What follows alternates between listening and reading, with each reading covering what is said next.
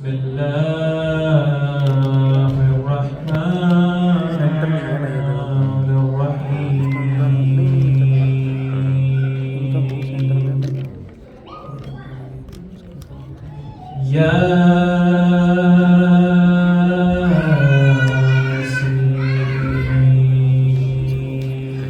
ياسين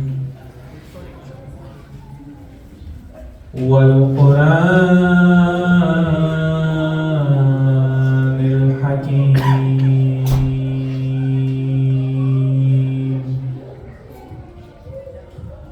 إنك لمن المرسلين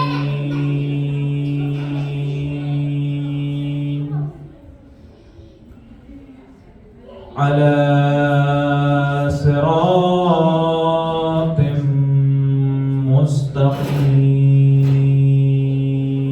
مستقيم تنزيل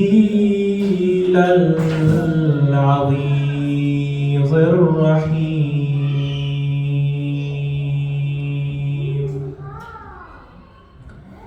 لتنذر قوما ما أنذر آباؤهم فهم غافلون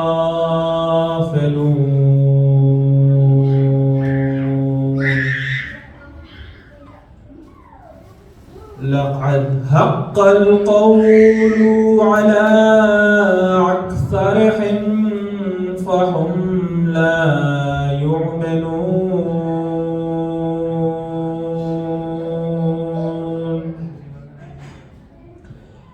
إنا جعلنا في أعناقهم أغلالا فهي إلى الأذقان فهم مقمحون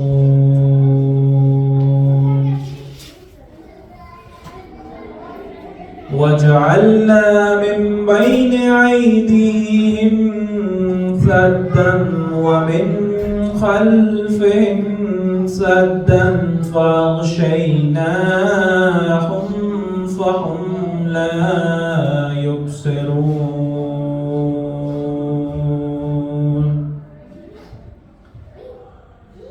وسواء عليهم أأنذرتهم أم لم تنذرهم لا يؤمنون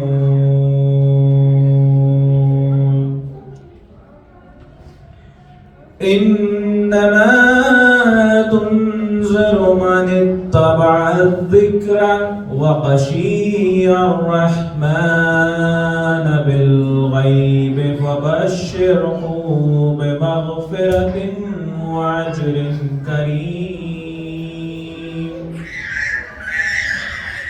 إنا نحن نحيي الموتى ونكتب ما قدموا وآثارهم وكل شيء أحصيناه في إمام مبين صدق الله العلي العظيم وصدق رسول النبي الكريم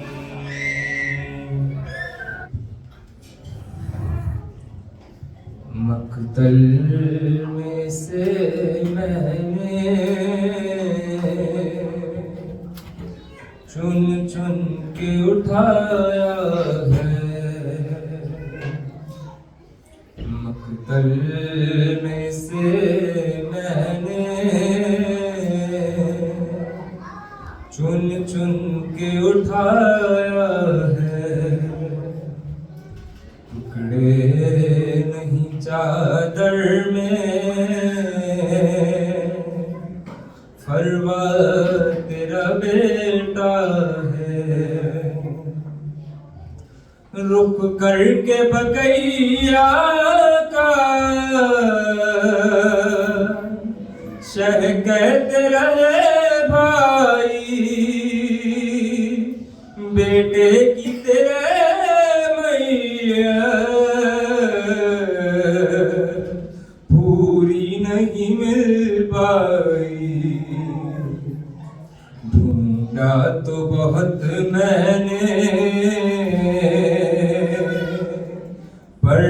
مل نہیں پایا ہے، مقتل میں سے میں نے چن چن کے اٹھایا ہے، ٹکڑوں میں بدل ہو کر میدان میں پھیلا ہے، تاریخ میں دنیا کی یہ پہلا جنازہ ہے، نہ پوچھ یہ گٹھڑی میں کس طرح سمایا ہے، مقتل میں سے میں نے چن چن کے اٹھایا ہے،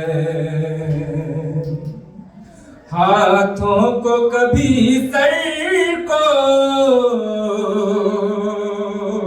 سینے کو اٹھاتا تھا،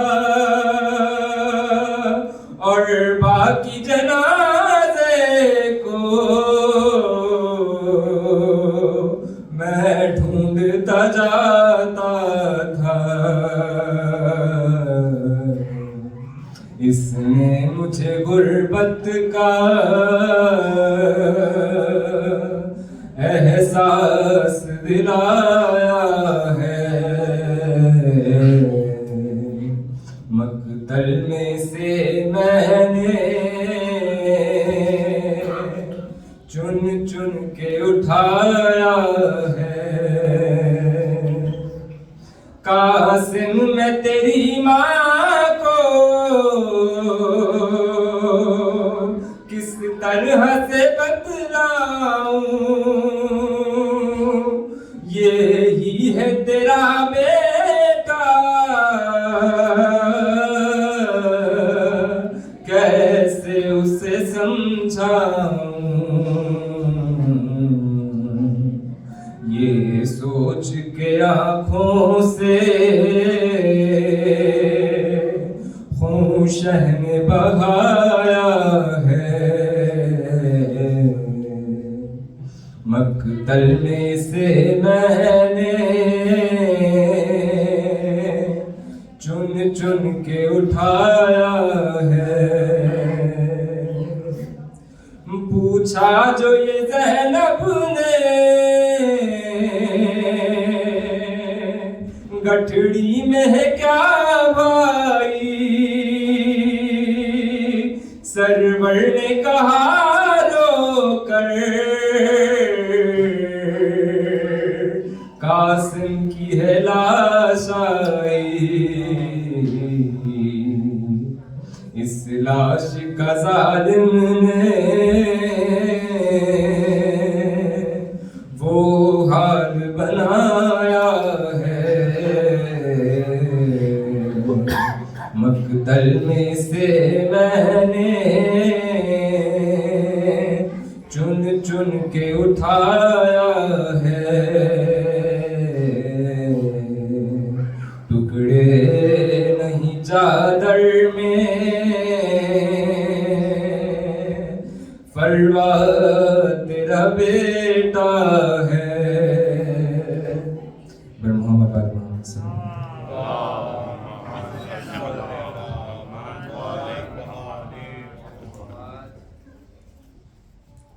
محمد والے محمد بلند صلوات، اللهم صل على محمد وعلى ایک مرتبہ ضرور یہ محمد والے محمد، اللهم صل على محمد وعلى محمد۔ آنا قاسم کو تھا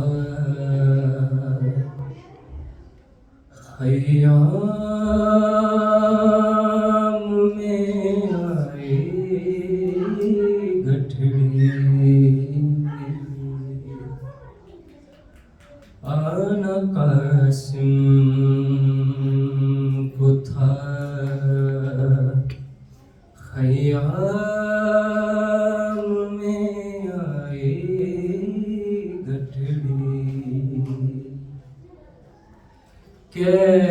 ویسے شبیر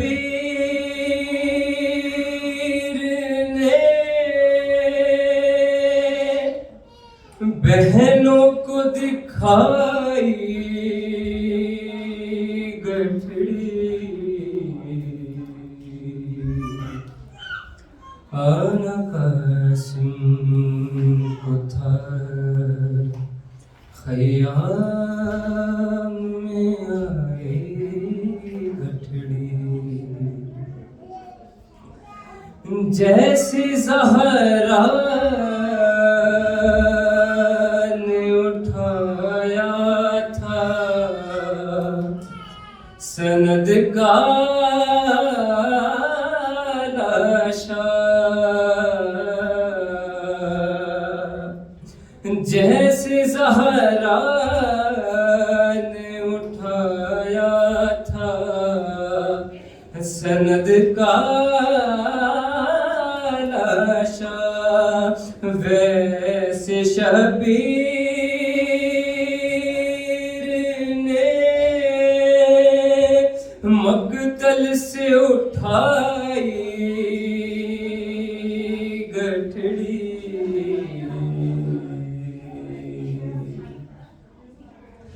جو سجائی گئی نوشا کے لیے حسرت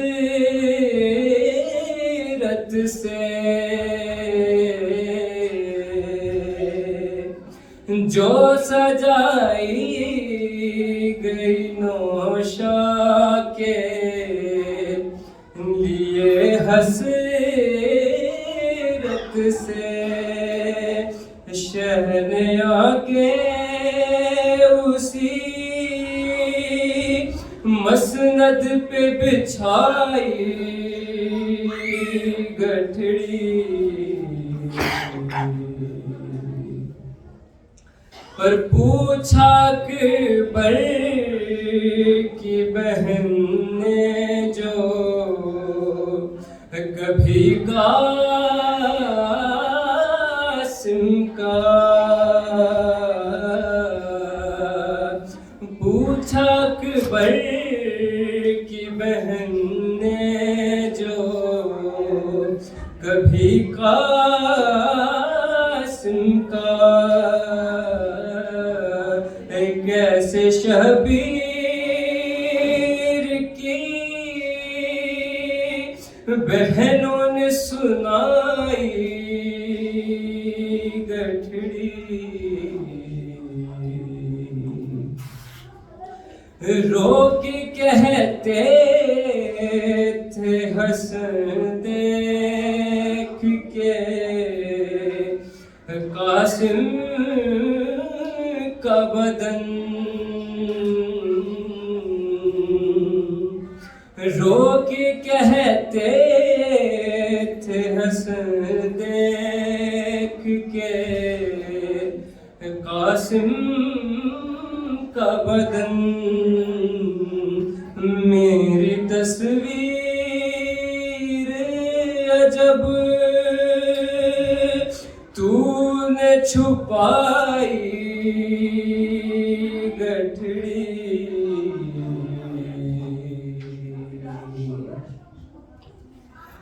ماں بہنوں سے کہو رس میں ہنا پوری کریں، ماں بہنوں سے کہو رس میں ہنا پوری کریں، لے کے آئی ہے سبھی رنگ ہنائی گٹھڑی،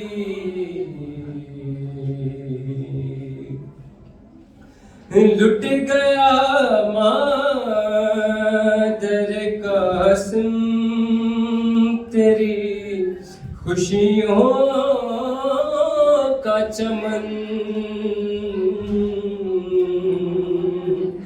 لٹ گیا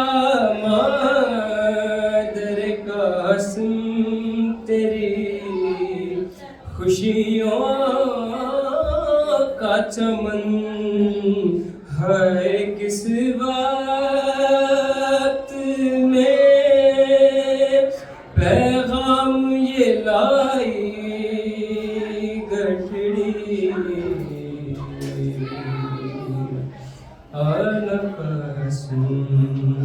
کو تھا خیام میں آئی گٹھڑی وشنو دیوار زمان والدلین صلوات صل على محمد وآل محمد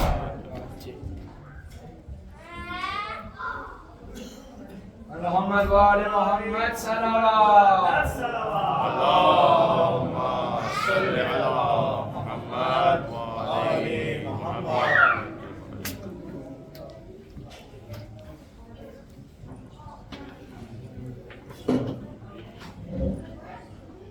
نعرہ تکبیر نعرہ رسالت یا رسول اللہ نعرہ حیدری حیدری محمد وآل محمد صلوات اللهم صل على محمد وآل محمد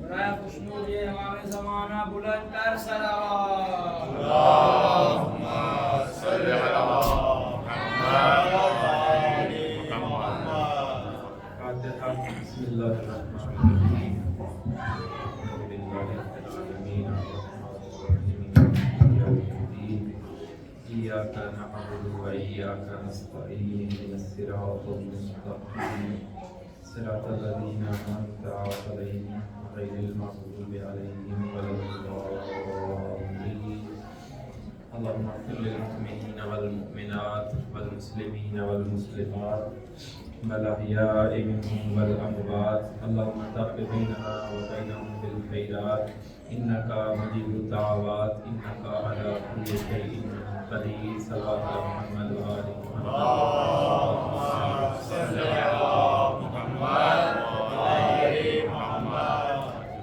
أعوذ بالله من الشيطان اللعين الرجيم بسم الله الرحمن الرحيم الحمد لله الذي لا يبلغ مدحته القائلون ولا يحصي نعماه العادون ولا يؤدي حقه المجتهدون الذي لا يدركه بعد الحمم ولا يناله غوص الفتن الذي ليس لصفته حد محدود ولا نعت موجود ولا وقت معدود ولا أجل ممدود فطر الخلائق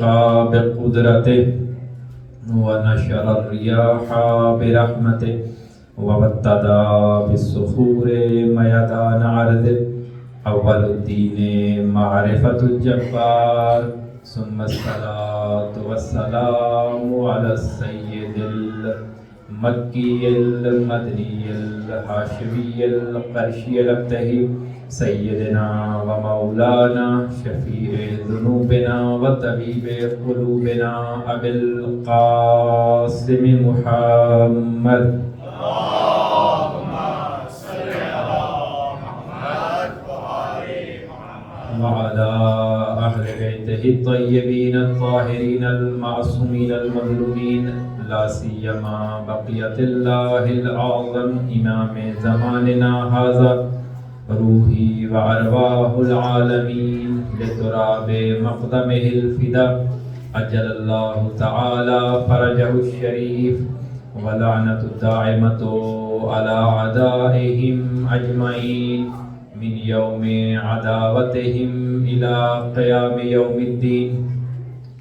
وقال الله تبارك وتعالى في كتابه المجيد وفرقانه الحميد وقوله الحق بسم اللہ الرحمن الرحیم هو اللہ الذی لا الہ الا هو عالم الغیب والشہادہ هو الرحمن الرحیم هو اللہ الذی لا الہ الا هو الملك القدوس السلام المؤمن المهيمن العزيز الجبار المتكبر سبحان الله عما يشركون هو الله الخالق البارئ المصور له الأسماء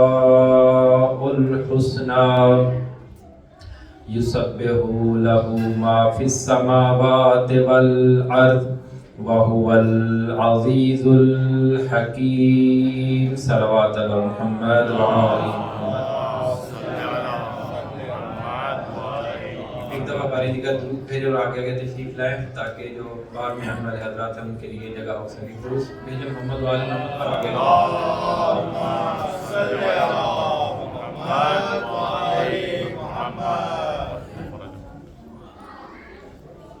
بارے دیگر صلی اللہ علیہ محمد وعلیہ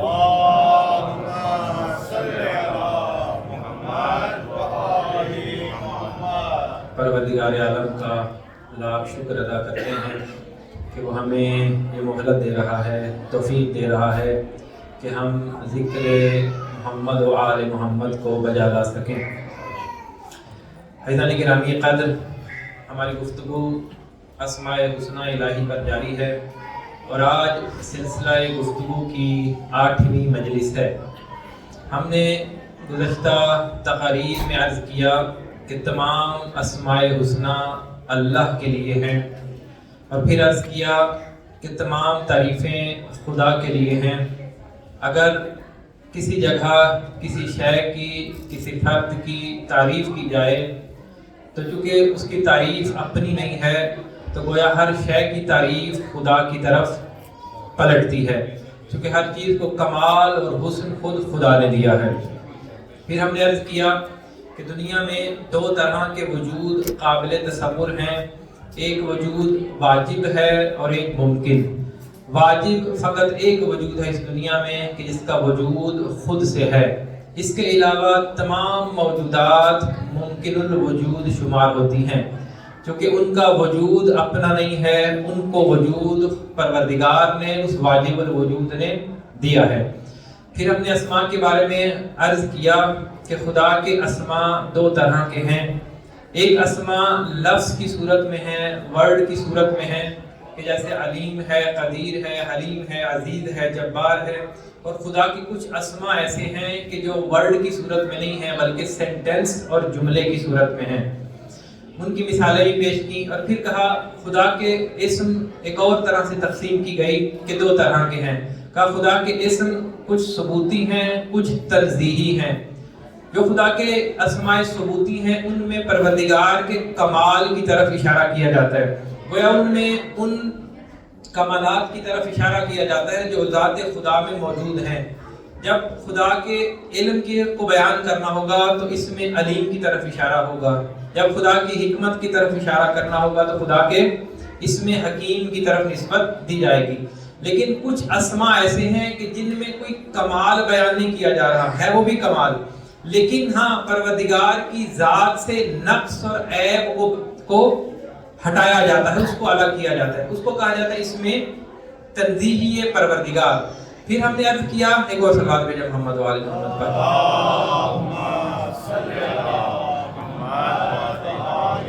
پھر ہم نے عرض کیا کہ پروردگار کی ذات ایسی ہے کہ اس پر کوئی بھی حال طاری نہیں ہوتا، اس پر کسی بھی طرح کی کوئی کیفیت طاری نہیں ہوتی. بلکہ کیسے پتہ چلے گا کہ خدا راضی ہے، خدا ناراض ہے؟ کہا اس نے اپنی رضا کے کچھ محسوس مظاہر اس دنیا میں بھیجے. کہا اگر ان کو راضی کر لیا تو گویا میں راضی ہوں. پھر ہم نے ذکر کیا کہ جب خدا کی ذات کے بارے میں گفتگو ہوتی ہے تو اس کے 3 درجات ہیں، وہ فقط سمجھانے کے لیے ہیں.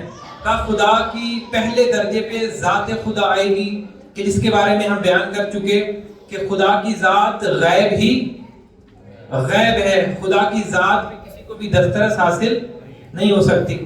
پھر خدا کی جب ذات سے آگے بڑھتے ہیں تو خدا کی صفات کا معاملہ آتا ہے۔ خدا کی صفات گویا جب خدا کی کوئی صفت جلوگر ہونا چاہتی ہے تو وہ اسم کے ذریعے سے سامنے آئے گی۔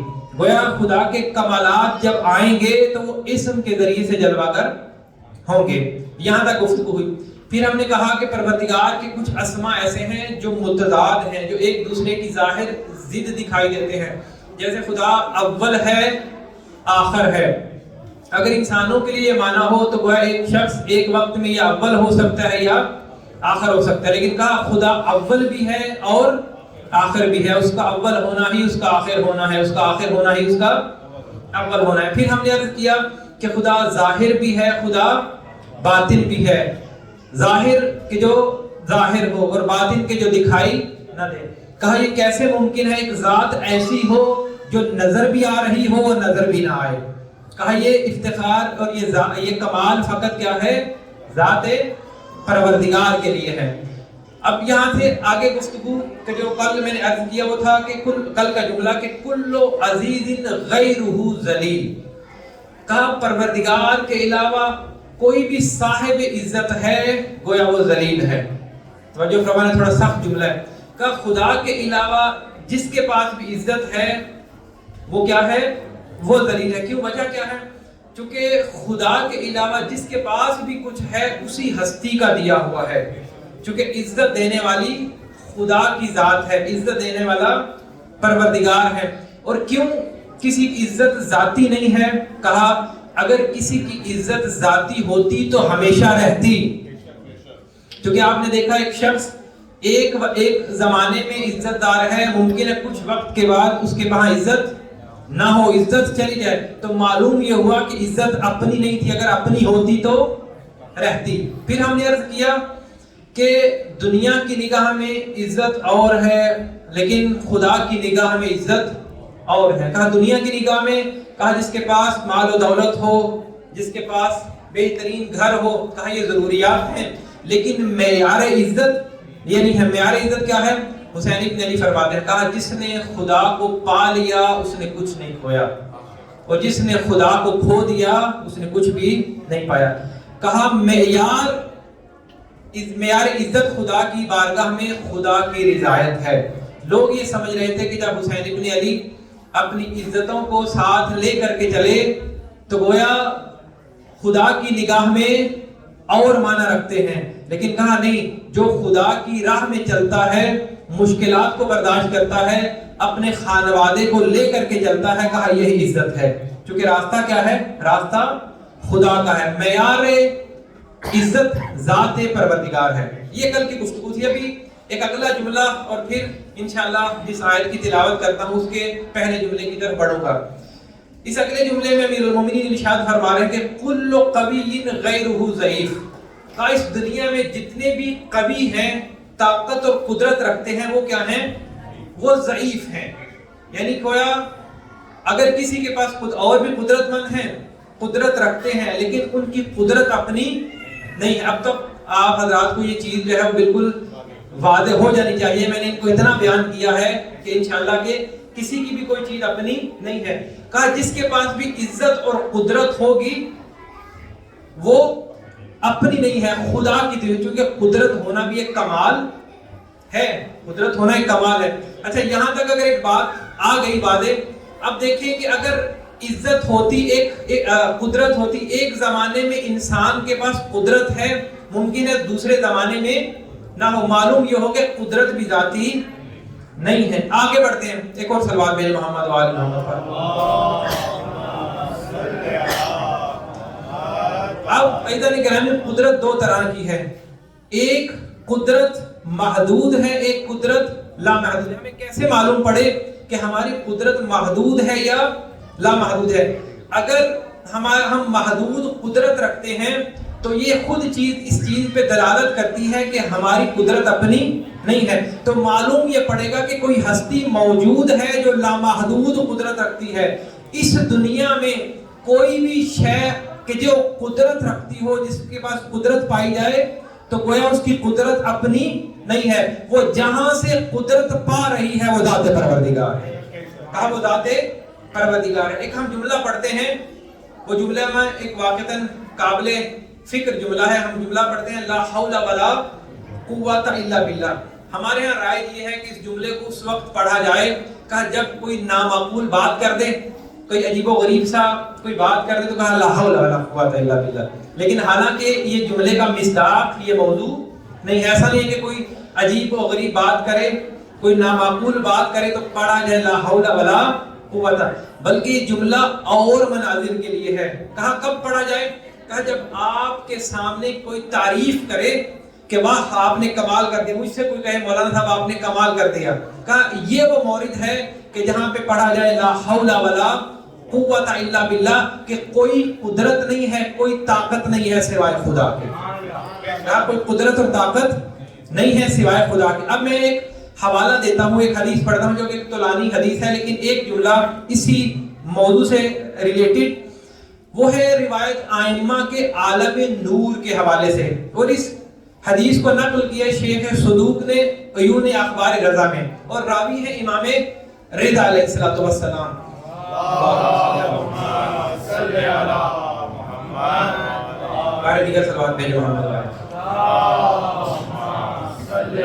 روایت ہے جی عالم نور سے متعلق، راوی ہے امام رضا علیہ الصلوۃ والسلام، اور سوال کر رہے ہیں امیر المومنین رسول اللہ سے۔ سوال بڑا عجیب ہے، سوال یہ ہے کہ یا رسول اللہ بتائیے آپ افضل ہیں یا جبرائیل افضل ہیں؟ اب ممکن ہے کسی کے ذہنوں میں یہ سوال آئے، بھائی یہ کیسا سوال ہے، کبھی یہ ہو ہی نہیں سکتا کہ امیر المومنین پوچھیں کہ جبرائیل افضل ہے یا آپ افضل ہیں۔ کہا نہیں، آج کے زمانے کو مد نظر رکھ کے معلوم سوچے تو معلوم پڑ جائے گا کہ کیوں امیر المومنین نے یہ سوال کیا تھا، کہ کچھ لوگ ایسے آئیں گے وہ یہ سمجھیں گے کہ جبرائیل افضل ہیں اور رسول افضل نہیں ہے۔ کہا انہی کو علی آج ہی جواب دے کے جا رہے ہیں۔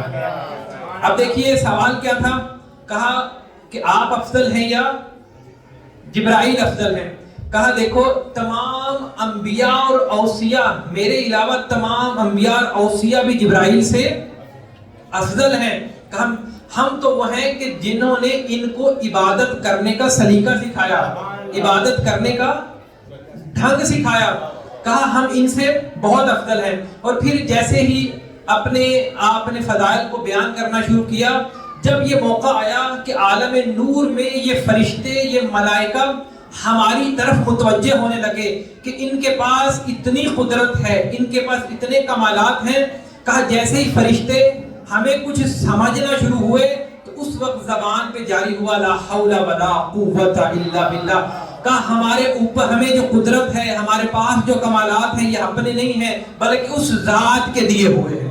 کہا ہمارے اوپر بھی ایک ذات ہے۔ تو گویا معلوم یہ ہوا کہ جملہ اس وقت پڑھا جائے کہ جب آپ کی کوئی تعریف کرے اور جب آپ کے بارے میں کوئی آپ کو اور انداز سے بیان کرے کہ جو چیز آپ میں موجود نہ ہو وہ تو الگ معاملہ، وہ تو ہے جھوٹ۔ کہا وہ چیز جو آپ میں پائی جائے اس کی بھی تعریف کرے تو آپ نسبت دیں کہ کوئی قدرت نہیں ہے، کوئی طاقت نہیں ہے سوائے خدا کے۔ ایک اور صلوات بھیجے محمد و آل محمد پر۔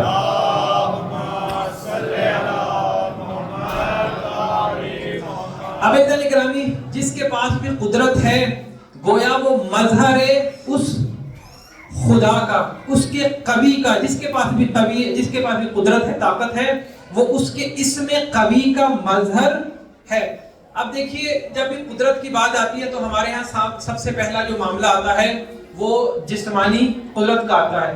اگر ہم اس پہ بھی بات کریں تو آپ کو بے شمار افراد ایسے ملیں گے کہ جو قدرت رکھتے ہیں، لیکن علی جس طرح کی قدرت رکھتے ہیں اگر آپ زمانے میں بھی نگاہ کریں گے، نہ کوئی ایسی رحمانی قوت رکھتا ہے نہ کوئی ایسی جسمانی قوت رکھتا ہے۔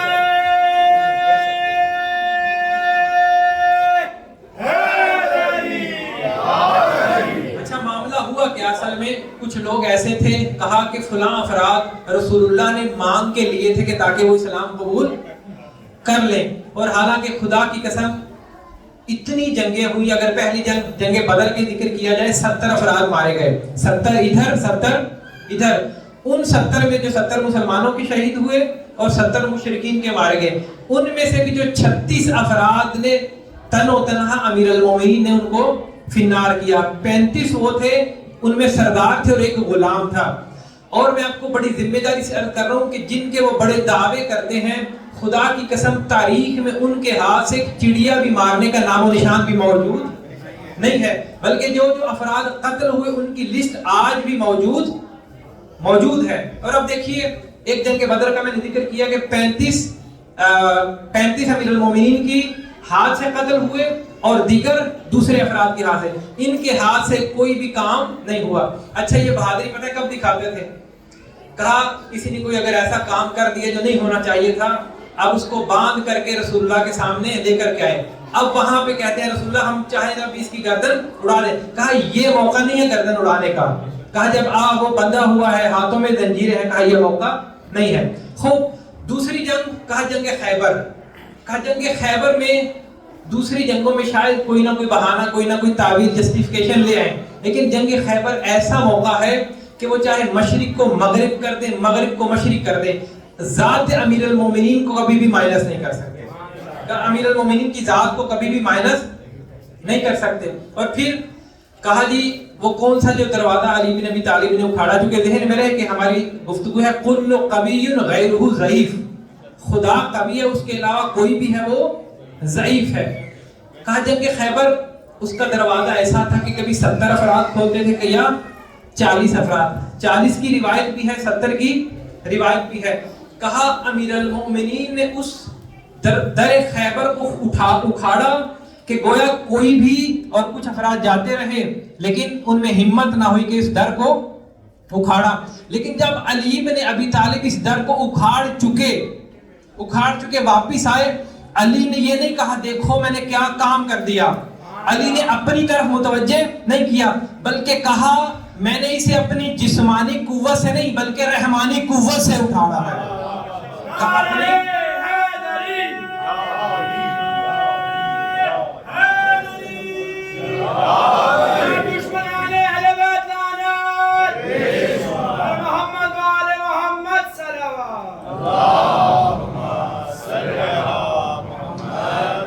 कहा मैंने उखाड़ा, मेरे हाथ से उखाड़ा गया, लेकिन मैं तुम्हें कभी अपनी तरफ नहीं बुलाऊंगा, उस कवि की तरफ बुलाऊंगा। और देखिए आपको एक अजीब लतीफ सी बात ज़हन में आ रही है। कहा कि ये जो बरादरान अहले सुन्नत हैं, कहा असल में ना उस दरवाजे को 40 अफराद या 70 नहीं खोलते थे, कहा फकत 8 अफराद खोल लेते थे। गोया तादाद अफराद की क्या कर दी, कबिल आखिर उसको कम रंग करना है, किसी और को ऊपर लेके आना है। तो एक मौलाना दोस्त है, उन्होंने जवाब दिया, कहा इन्होंने ये चाहा कि अफराद की तादाद, कहा 70 अफराद नहीं खोलते थे, 40 भी नहीं, कहा कितने खोलते थे, 8 खोलते थे। गोया उन्होंने दरवाजे का वजन घटा दिया। कहा दरवाजे के वजन को, कहा अगर आप दरवाजे का वजन कम करेंगे तो उनका वजन भी कम हो जाएगा जो अली से पहले थे, जो अली से पहले जाकर कोशिशें करते रहे। कहा तुम चाहो जितना दरवाजे का वजन कम करोगे, लेकिन उनके पल्ले कुछ भी नहीं रहेगा। हाँ, अली की इज्जत में कोई कमी ना आएगी। कहा अली की इज्जत में कोई कमी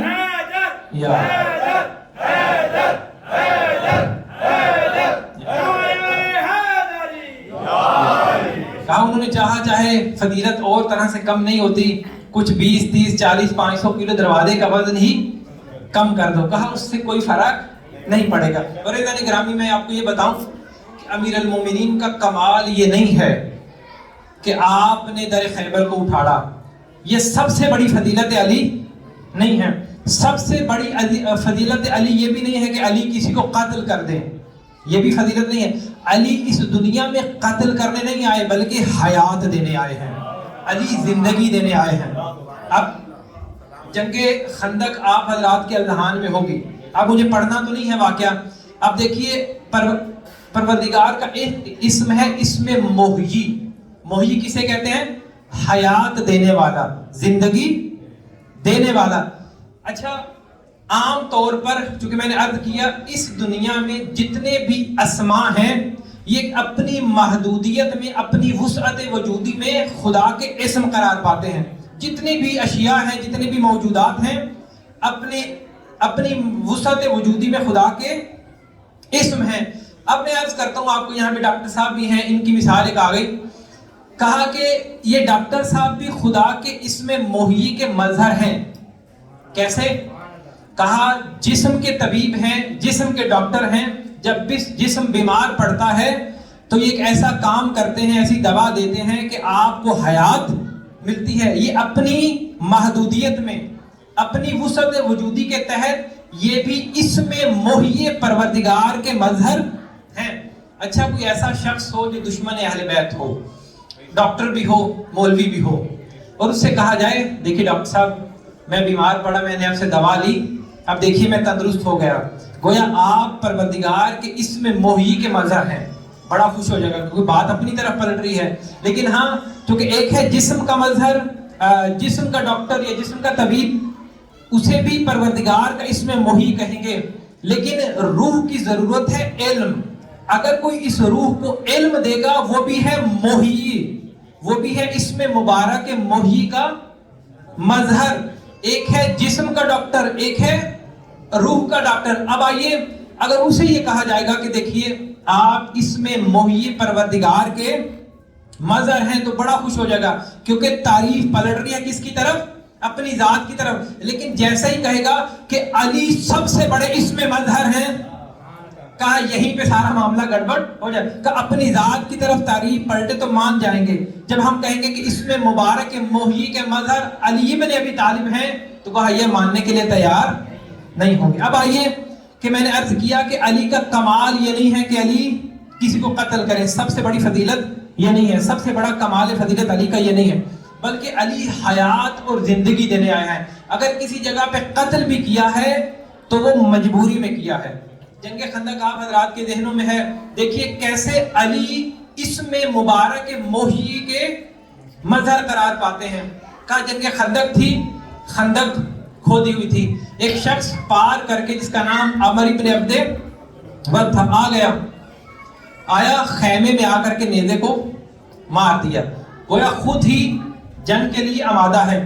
آیا امیر المومنین ایسا نہیں ہوا کہ اٹھے تلوار اٹھائی جا کر کے قتل کر دیا, ایسا واقعہ نہیں ہے, بلکہ امیر المومنین نے 3 جملے دیے, 3 مہلتیں دی. آپ کی توجہ میری طرف رہے, واقعہ لطف آ جائے گا اگر آپ حضرات کے متوجہ رہے میری طرف.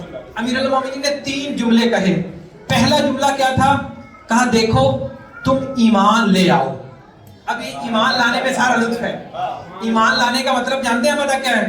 کہا ایمان لانے کا مطلب یہ ہے کہ تم اس دنیا کی زندگی میں میرے ہاتھ سے بچ جاؤ گے. گویا علی زندگی دے رہے ہیں, علی حیات دے رہے ہیں. کہا اگر میرے ہاتھ پہ ایمان لے آؤ گے تو گویا جنت الفردوس میں بھی جاؤ گے, گویا آخرت کی زندگی بھی دے رہے ہیں. علی ہے محیی اسم پروردگار, اسم پروردگار محیی کے مظہر. پہلا جملہ کہا ایمان لے آؤ. ایمان لے آؤ گے دنیا کی زندگی بھی مل جائے گی, آخرت کی زندگی بھی. چونکہ علی کے ہاتھ پہ ایمان لا رہے ہو تو گویا جنت میں بھی چلے جاؤ گے. دوسرا جملہ جب اس نے وہ نہیں مانا, دوسرا کہا کہ تم پلٹ جاؤ. خدا کی قسم اس میں بھی علی حیات دے رہے ہیں, علی اس میں بھی زندگی دے رہے ہیں. کیا مطلب؟ کہا اگر رہو گے تو مارے جاؤ گے. کہا پلٹ جاؤ, کم از کم اگر آخرت نہیں چاہیے اس دنیا کی زندگی حاصل کر لو. گویا پھر بھی علی کیا کر رہے ہیں؟ حیات دے رہے ہیں. اور اچھا حدیث کیا ہے کہ الدنیا سجن المومن, الدنیا سجن المومن, کہ یہ دنیا مومن کے لیے کیا ہے؟ قید خانہ ہے, اور کافر کے لیے کیا ہے؟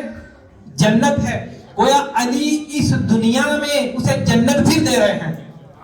پہلے کہا کہ ایمان لے آؤ, دنیا بھی مل جائے گی, آخرت بھی مل جائے گی. پھر کہا پلٹ جاؤ, آخرت نہ ملے گی لیکن دنیا کی جنت مل جائے گی. جب اس کا بھی انکار کیا, پہلی حیات بھی نہ مانی, دوسری حیات بھی نہ مانی, اب گویا مطلب یہ ہے کہ اب آنے والا خود موت طلب کر رہا ہے. اب آنے والا موت طلب کر رہا ہے. گویا علی بن ابی طالب پروردگار کے اسم محیی کے مظہر ہیں. اب وہاں پہ علی بن ابی طالب نے تلوار کو اٹھایا اور اس کو ٹکڑے کیا. اور ایک صلوات بھیجے محمد و آل محمد پر.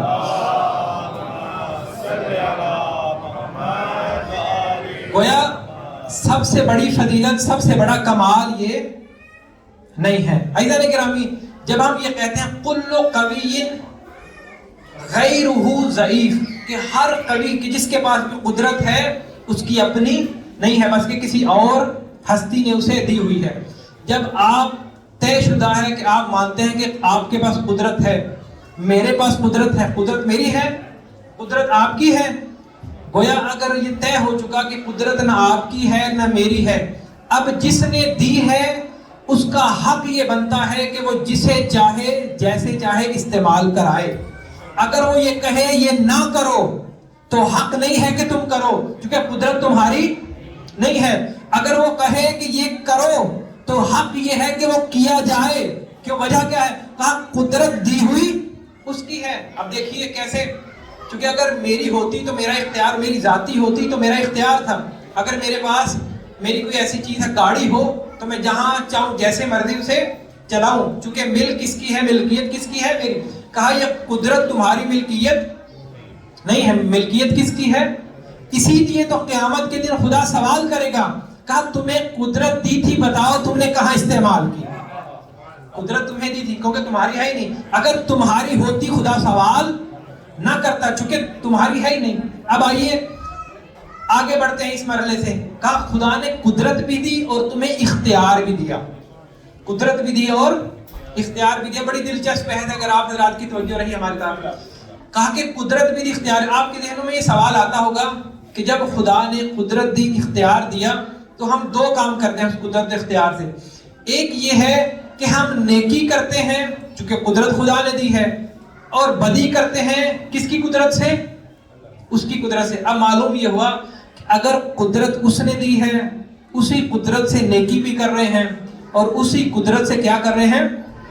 اور یہ بحث پلٹتی ہے جبر و اختیار کی طرف کہ ہم کتنے مجبور ہیں اور کتنے با اختیار ہیں۔ عزیزان گرامی، اب توجہ میرے توجہات میری طرف، ایک سوال بھیجے محمد وآل محمد پر۔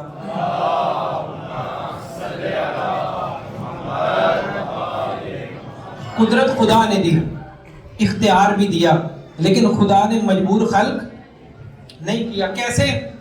اگر ہم مجبور ہوتے تو گویا جنت اور جہنم کا کنسیپٹ ختم ہو جاتا، کیونکہ اگر ہم مجبور تھے، سب کام کرنے میں مجبور ہوتے، تو پھر خدا ہمیں جنت کس بات کی دیتا؟ اگر کچھ نیکی کی تھی تو وہ بھی کرنے میں مجبور تھے، اور اگر ہم گناہ کرنے میں بھی مجبور تھے تو پھر دوزخ کا معنی بھی ختم ہو جاتا ہے۔ گویا ہم مجبور نہیں ہیں، ہمیں اختیار دے کر کے خلق کیا گیا۔ لیکن اچھا میں اور آپ سے سوال کرتا ہوں، جب نیکی کروں گا تو کس کی طرف پلٹے گی؟ اللہ کی طرف۔ لیکن جب بدی کروں گا تو کس کی طرف پلٹے گی؟ وہ میرے اختیار کی طرف۔ اب میں مثال سے واضح کرتا ہوں، اگر کسی کا باپ کی اپنی اولاد کو 10-20 ہزار یورو دے، کہا کہ جاؤ اس سے تم بزنس کرو، جاؤ اس سے کماؤ۔ اب وہ بچہ کیا کرے؟ اس پیسے کو انویسٹ کرے، محنت کرے، اور اسی 20 ہزار کو 40 ہزار بنائے۔ کیا ہوگا؟ اب کوئی بھی آئے گا یہ کہے گا کہ اس کو جو اس نے ترقی کی ہے، کمایا ہے، کیوں کمایا؟ کہا اس کے باپ نے کچھ اسے دیا تھا۔ گویا یہ خوبی پلٹے گی باپ کی طرف۔ لیکن اگر وہی اولاد نالائق نکلے، وہی 20 ہزار کو ڈبو دیا، کوئی یہ نہیں کہے گا کہ اس کے باپ کا قصور ہے۔ کہا یہ تمہاری نالائقی ہے۔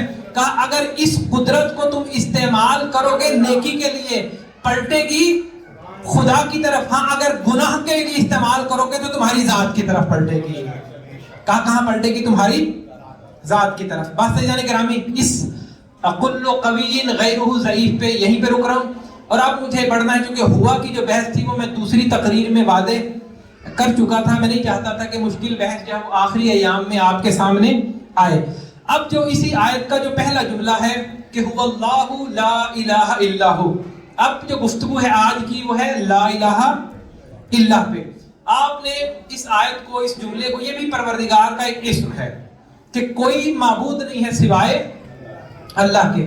اس آیت کے ٹکڑے میں دو چیزیں پائی جاتی ہیں۔ کہا ایک ہے تحلیہ اور ایک ہے تخلیہ۔ تحلیہ کہتے ہیں کسی چیز کو شامل کرنا، کسی چیز کو لانا، کسی چیز کو ڈالنا، اور تخلیہ کہتے ہیں کسی چیز کو نکالنا یا خالی کرنا۔ جب ہم یہ کہتے ہیں لا الہ الا اللہ تو تو اس کا مطلب ہے کسی چیز کو لا رہے ہیں اور کسی چیز کو نکال رہے ہیں. اب دیکھیے اس کا لانے کا اور نکالنے کا کیا مطلب ہے. جب میں کہتا ہوں لا الہ الا اللہ، گویا میں تمام معبودوں کو نکال رہا ہوں.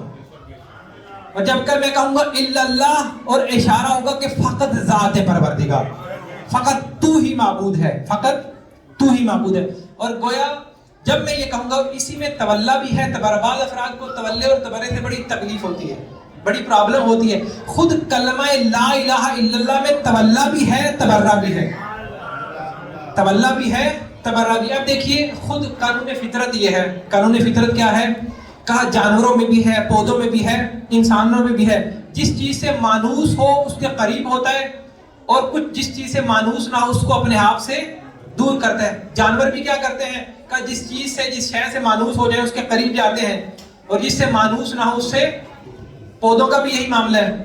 کہا کچھ چیزوں کو زمین سے جذب کرتے ہیں، اگر مانوس نہ ہو تو ان کو دور کرتے ہیں. گویا تولا اور تبرہ ایک فطری موضوع ہے، فطرت سے ہٹ کے کوئی چیز نہیں ہے. جب ہم یہ کہتے ہیں لا الہ الا اللہ، تو گویا اسی میں تولا بھی موجود ہے، اسی میں تبرہ بھی موجود ہے. ہم لا الہ الا اللہ کہہ کر تمام جھوٹے خداؤں پر لعنت کرتے ہیں، تمام جھوٹے خداؤں پر ان کا انکار کرتے ہیں، اور اسی طرح علی ولی اللہ کہہ کر تمام جھوٹے خلافت کے دعوے داروں کا انکار کرتے ہیں.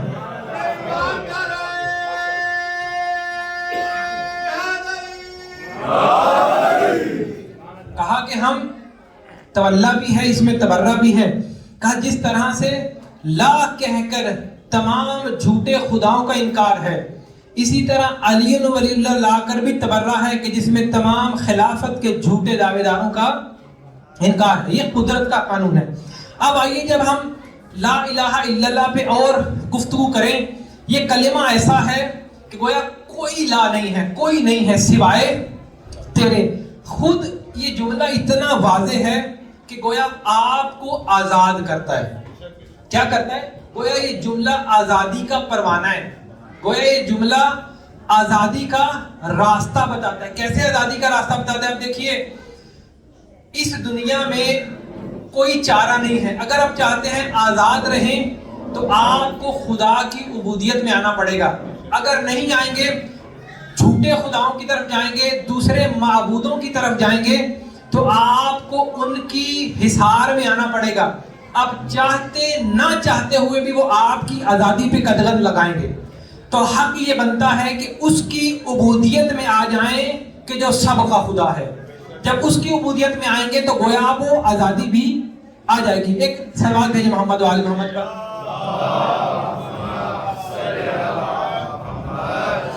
بات پہنچ رہی ہے آپ حضرات تک. جب جھوٹے خداؤں کا انکار کریں گے، ایک خدا کی عبودیت میں آ جائیں گے، گویا آپ ہر شے سے آزاد ہو جائیں گے. اب جو آزادی کا مفہوم غرب میں پایا جاتا ہے اور اسلام کی آزادی کے معنی کیا ہیں، آپ حضرات کی توجہ رہے. کیونکہ عام طور پر جس سوسائٹی میں رہتے ہیں یہ کہتے ہیں کہ ہم سے بڑا آزادی کا علمبردار کوئی نہیں ہے، ہم ہی آزادی کو چاہتے ہیں. آیا ہم ان سے سوال کرتے ہیں کہ آپ مادر پدر آزادی چاہتے ہیں؟ عزیزان گرامی، پوری دنیا میں مادر پدر آزادی یا مطلق آزادی کا کوئی بھی قائل نہیں ہے، حالانکہ ویسٹ بھی قائل نہیں ہے. کیسے؟ کہا آپ کو اگر معاشرے میں زندگی گزارنی ہے تو یہاں پہ قانون بنانا پڑے گا، قانون کے بغیر لائف نہیں ہے. یہی تو فرق ہے. کہا اگر تم قانون بناؤ تو اسے قانون کہتے ہیں، اگر وہی قانون خدا بنائے تو اسے دین کہتے ہیں. کہا قانون تم بھی بنا رہے ہو، قانون خدا بھی بنائے گا. جسے تم قانون کہتے ہو وہ قانون ہے، لیکن جسے خدا بنائے گا اسے شریعت پروردگار کہتے ہیں. کہا کہ کوئی بھی عالم، کوئی بھی علاقہ قانون سے خالی نہیں، کیونکہ قانون کے بغیر چڑھ نہیں سکتا. یہ کوئی یہ کہہ نہیں سکتا کہ بھائی مجھے مادر پدر آزادی چاہیے. کہا اگر تمہیں آزادی دے دی گئی تو تمہاری وجہ سے باقی لوگوں کی آزادی سلب ہو جائے گی. اگر کوئی شخص یہ کہے کہ بھائی مجھے گاڑی چلانے کی آزادی ہو، کہ آیا کوئی شخص اس معاشرے میں اپنی مرضی سے گاڑی چلا سکتا ہے؟ کہا نہیں، یہاں پہ 120 کی اجازت ہے، میں 220 پہ چلانا چاہتا ہوں. کہا کہ آپ کے گھر پہنچنے سے پہلے آپ کو جرمانہ آ چکا ہوگا. تو معلوم یہ ہوا کہ قانون ہونے پہ دنیا میں کسی کو اعتراض نہیں ہے، ہاں یہ طے کرنا پڑے گا کہ قانون بنانے کا حقدار کون ہے، قانون بنانے کا حقدار کون ہے۔ جب انسان قانون بنائے گا تو گویا وہ اپنے مفاد کو مد نظر رکھ کے بنائے گا، جب بھی، اور ہونا ہی چاہیے قانون وہ بنائے کہ جس کا کوئی ذاتی فائدہ موجود نہ ہو۔ پہلی شرط یہ ہے کہ قانون وہ بنائے کہ جس کا اپنا فائدہ نہ ہو، اور دوسری شرط یہ ہے کہ قانون بنانے کا حق فقط اس کا ہے کہ جو تمہیں سب سے زیادہ جانتا ہو۔ اور انسان کیا ہے؟ کہ انسان اس زمانے کی پر اسرار ترین مخلوق ہے، وہ مخلوق کی جسے کم سے سب سے زیادہ یعنی کم پہچانا گیا ہے، وہ مخلوق کی جو ناشناختہ ترین مخلوق ہے، ناشناختہ بھی ہے، اور اسی مخلوق کو خدا نے اکرم مخلوق بھی کہا ہے، اسی کو افضل مخلوق بھی کہا ہے، کہ اس سے بہتر مخلوق لقد خلقنا الانسان من احسن تقویم، کہا تم ہی بہتر مخلوق ہو۔ اور میں یہاں پہ ایک دلیل ذہن میں بات آ رہی ہے، کہا کہ کیا دلیل ہے کہ آپ ہی بہتر مخلوق ہیں؟ کیا دلیل ہوگی؟ کہا یہ دلیل سب سے واضح دلیل کہ انسان ہی افضل مخلوق ہے، انسان ہی اکرم مخلوق ہے، انسان ہی افضل مخلوق ہے، وہ یہ ہے کہ خدا نے آل محمد کو انسانی شکل میں بھیج دیا۔ کہا اگر کوئی اور مخلوق ہوتی تو خدا آل محمد کو اس شکل میں بھیجا، وہ انسانی شکل میں مخلوقات کا بھیجا جانا اس بات کی دلیل ہے کہ انسان ہی سب سے افضل مخلوق ہے۔ کہا جب انسان سب سے افضل مخلوق ہے، ناشناختہ ترین مخلوق بھی یہی ہے، کہا اب حق یہ ہے کہ وہی جانتا ہے انسان کو، وہی قانون بنائے کہ جو اسے سب سے زیادہ جانتا ہے۔ کہا جب سب سے زیادہ جانتا ہوگا تو اب انسان کے کمال کو یہی طے کرے گا کہ مصلحت کو وہی جانتا ہے کہ کیا چیز اس کے حق میں مفید ہے، کیا چیز اس کے حق میں مفید نہیں ہے۔ اب یہاں پہ شہید مطہری نے ایک بڑی بحث کی ہے آزادی کے بارے میں۔ ابھی تک کی جو آزادی کی گفتگو ہے، یہ دو جملے بڑے اہم ہیں، یہ دو جملے اگر ذہن میں رہ جائیں تو آج کی مجلس کا حق ادا ہو جائے گا۔ وہ یہ کہتے ہیں کہ آزادی وسیلہ ہے یا ہدف ہے؟ توجہ فرما رہے سوال کی طرف، آزادی وسیلہ ہے یا ہدف ہے؟ کہا آزادی وسیلہ ہے، ہدف نہیں ہے۔ توجہ فرما رہے ہیں حضرات؟ کہا وہ افراد جو آزادی کو ہدف سمجھتے ہیں کہ وہ آزادی پا کر کیا کریں گے؟ کہا لیکن آزادی خود ہدف نہیں ہے، آزادی کمال نہیں ہے بلکہ آپ کو کمال تک پہنچاتی ہے۔ آزادی کمال نہیں ہے، گویا آزادی وسیلہ ہے، آزادی واسطہ ہے کسی کمال تک پہنچنے کا۔ اور جنہوں نے آزادی کو ہی کمال سمجھا، آزادی کو ہی ہدف سمجھا، ان کے حالات آپ کے سامنے ہیں۔ کہا گویا آزادی کیا ہے؟ ہدف نہیں ہے، آزادی ایک وسیلہ، ایک ہدف تک پہنچنے کا۔ ایک صلوات بھیجیں محمد و آل محمد۔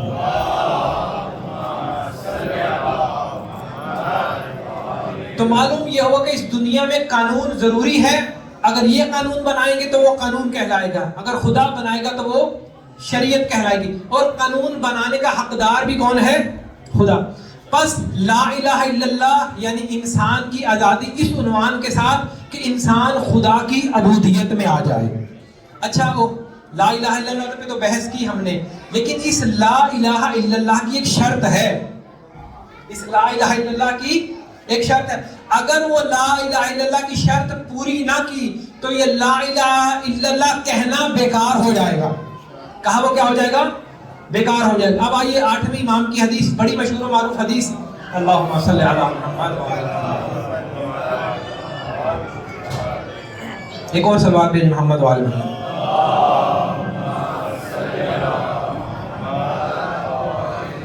حدیث کیا ہے کہ امیر 8ویں امام مدینہ سے سفر کر رہے ہیں، مشہد کا یا خراسان کا، کہ تقریباً 40,000 یا 30,000 افراد ہاتھوں میں کاغذ اور قلم ہیں۔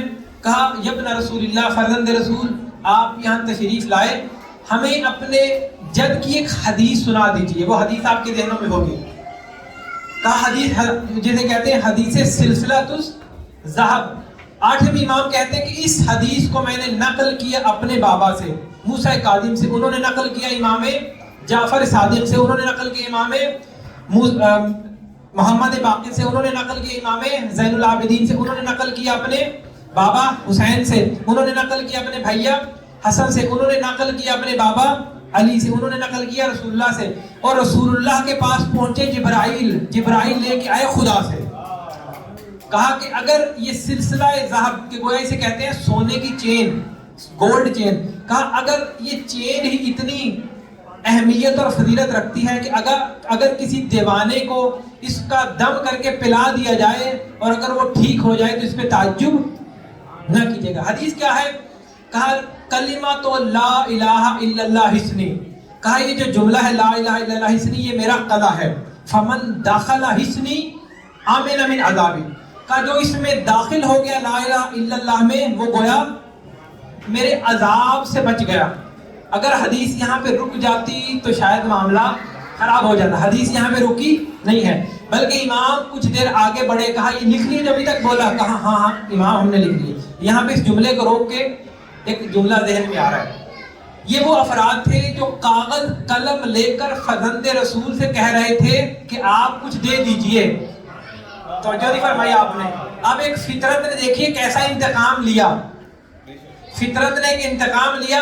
رسول کے زمانے میں رسول نے بھی کہا تھا کاغذ قلم لے آؤ کچھ لکھ دوں، اس وقت یہ نہیں آئے، کاغذ قلم نہیں دیا گیا۔ اب انہی کی اولادیں فرزند رسول کے سامنے سر جھکائے کھڑی ہیں، فرزند رسول کچھ دے دیجئے، ہم آپ سے کچھ لینا چاہتے ہیں۔ کہ اگر اس وقت کاغذ قلم دیا ہوتا آج اتنی التجا نہ کرنی پڑتی۔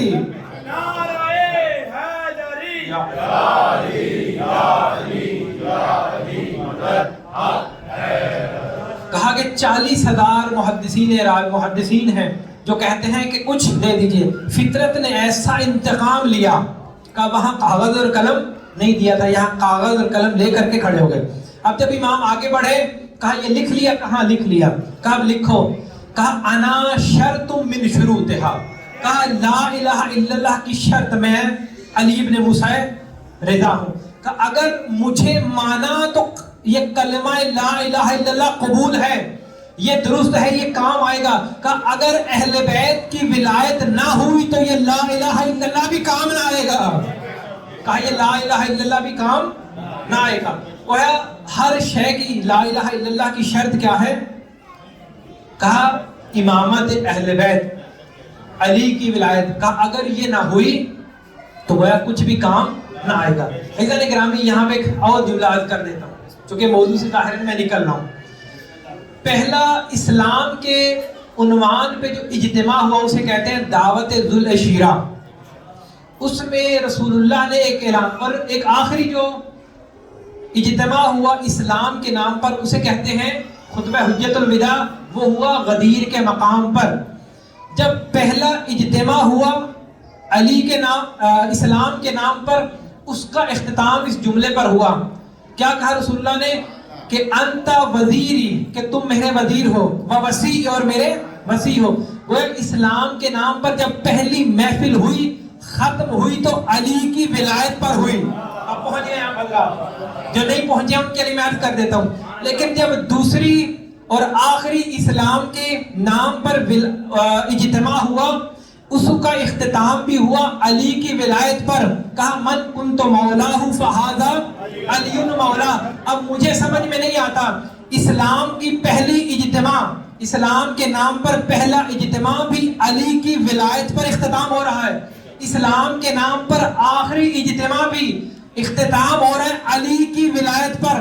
اب مجھے معلوم نہیں ہے کہ علی کی دین میں ولایت ہے یا علی کی ولایت ہی دین ہے۔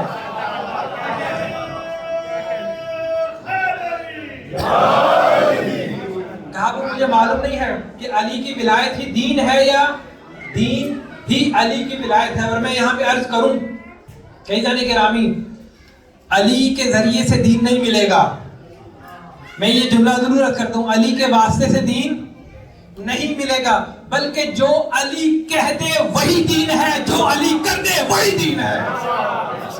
کہا ایک سلوات بھیجے محمد و آل محمد پر،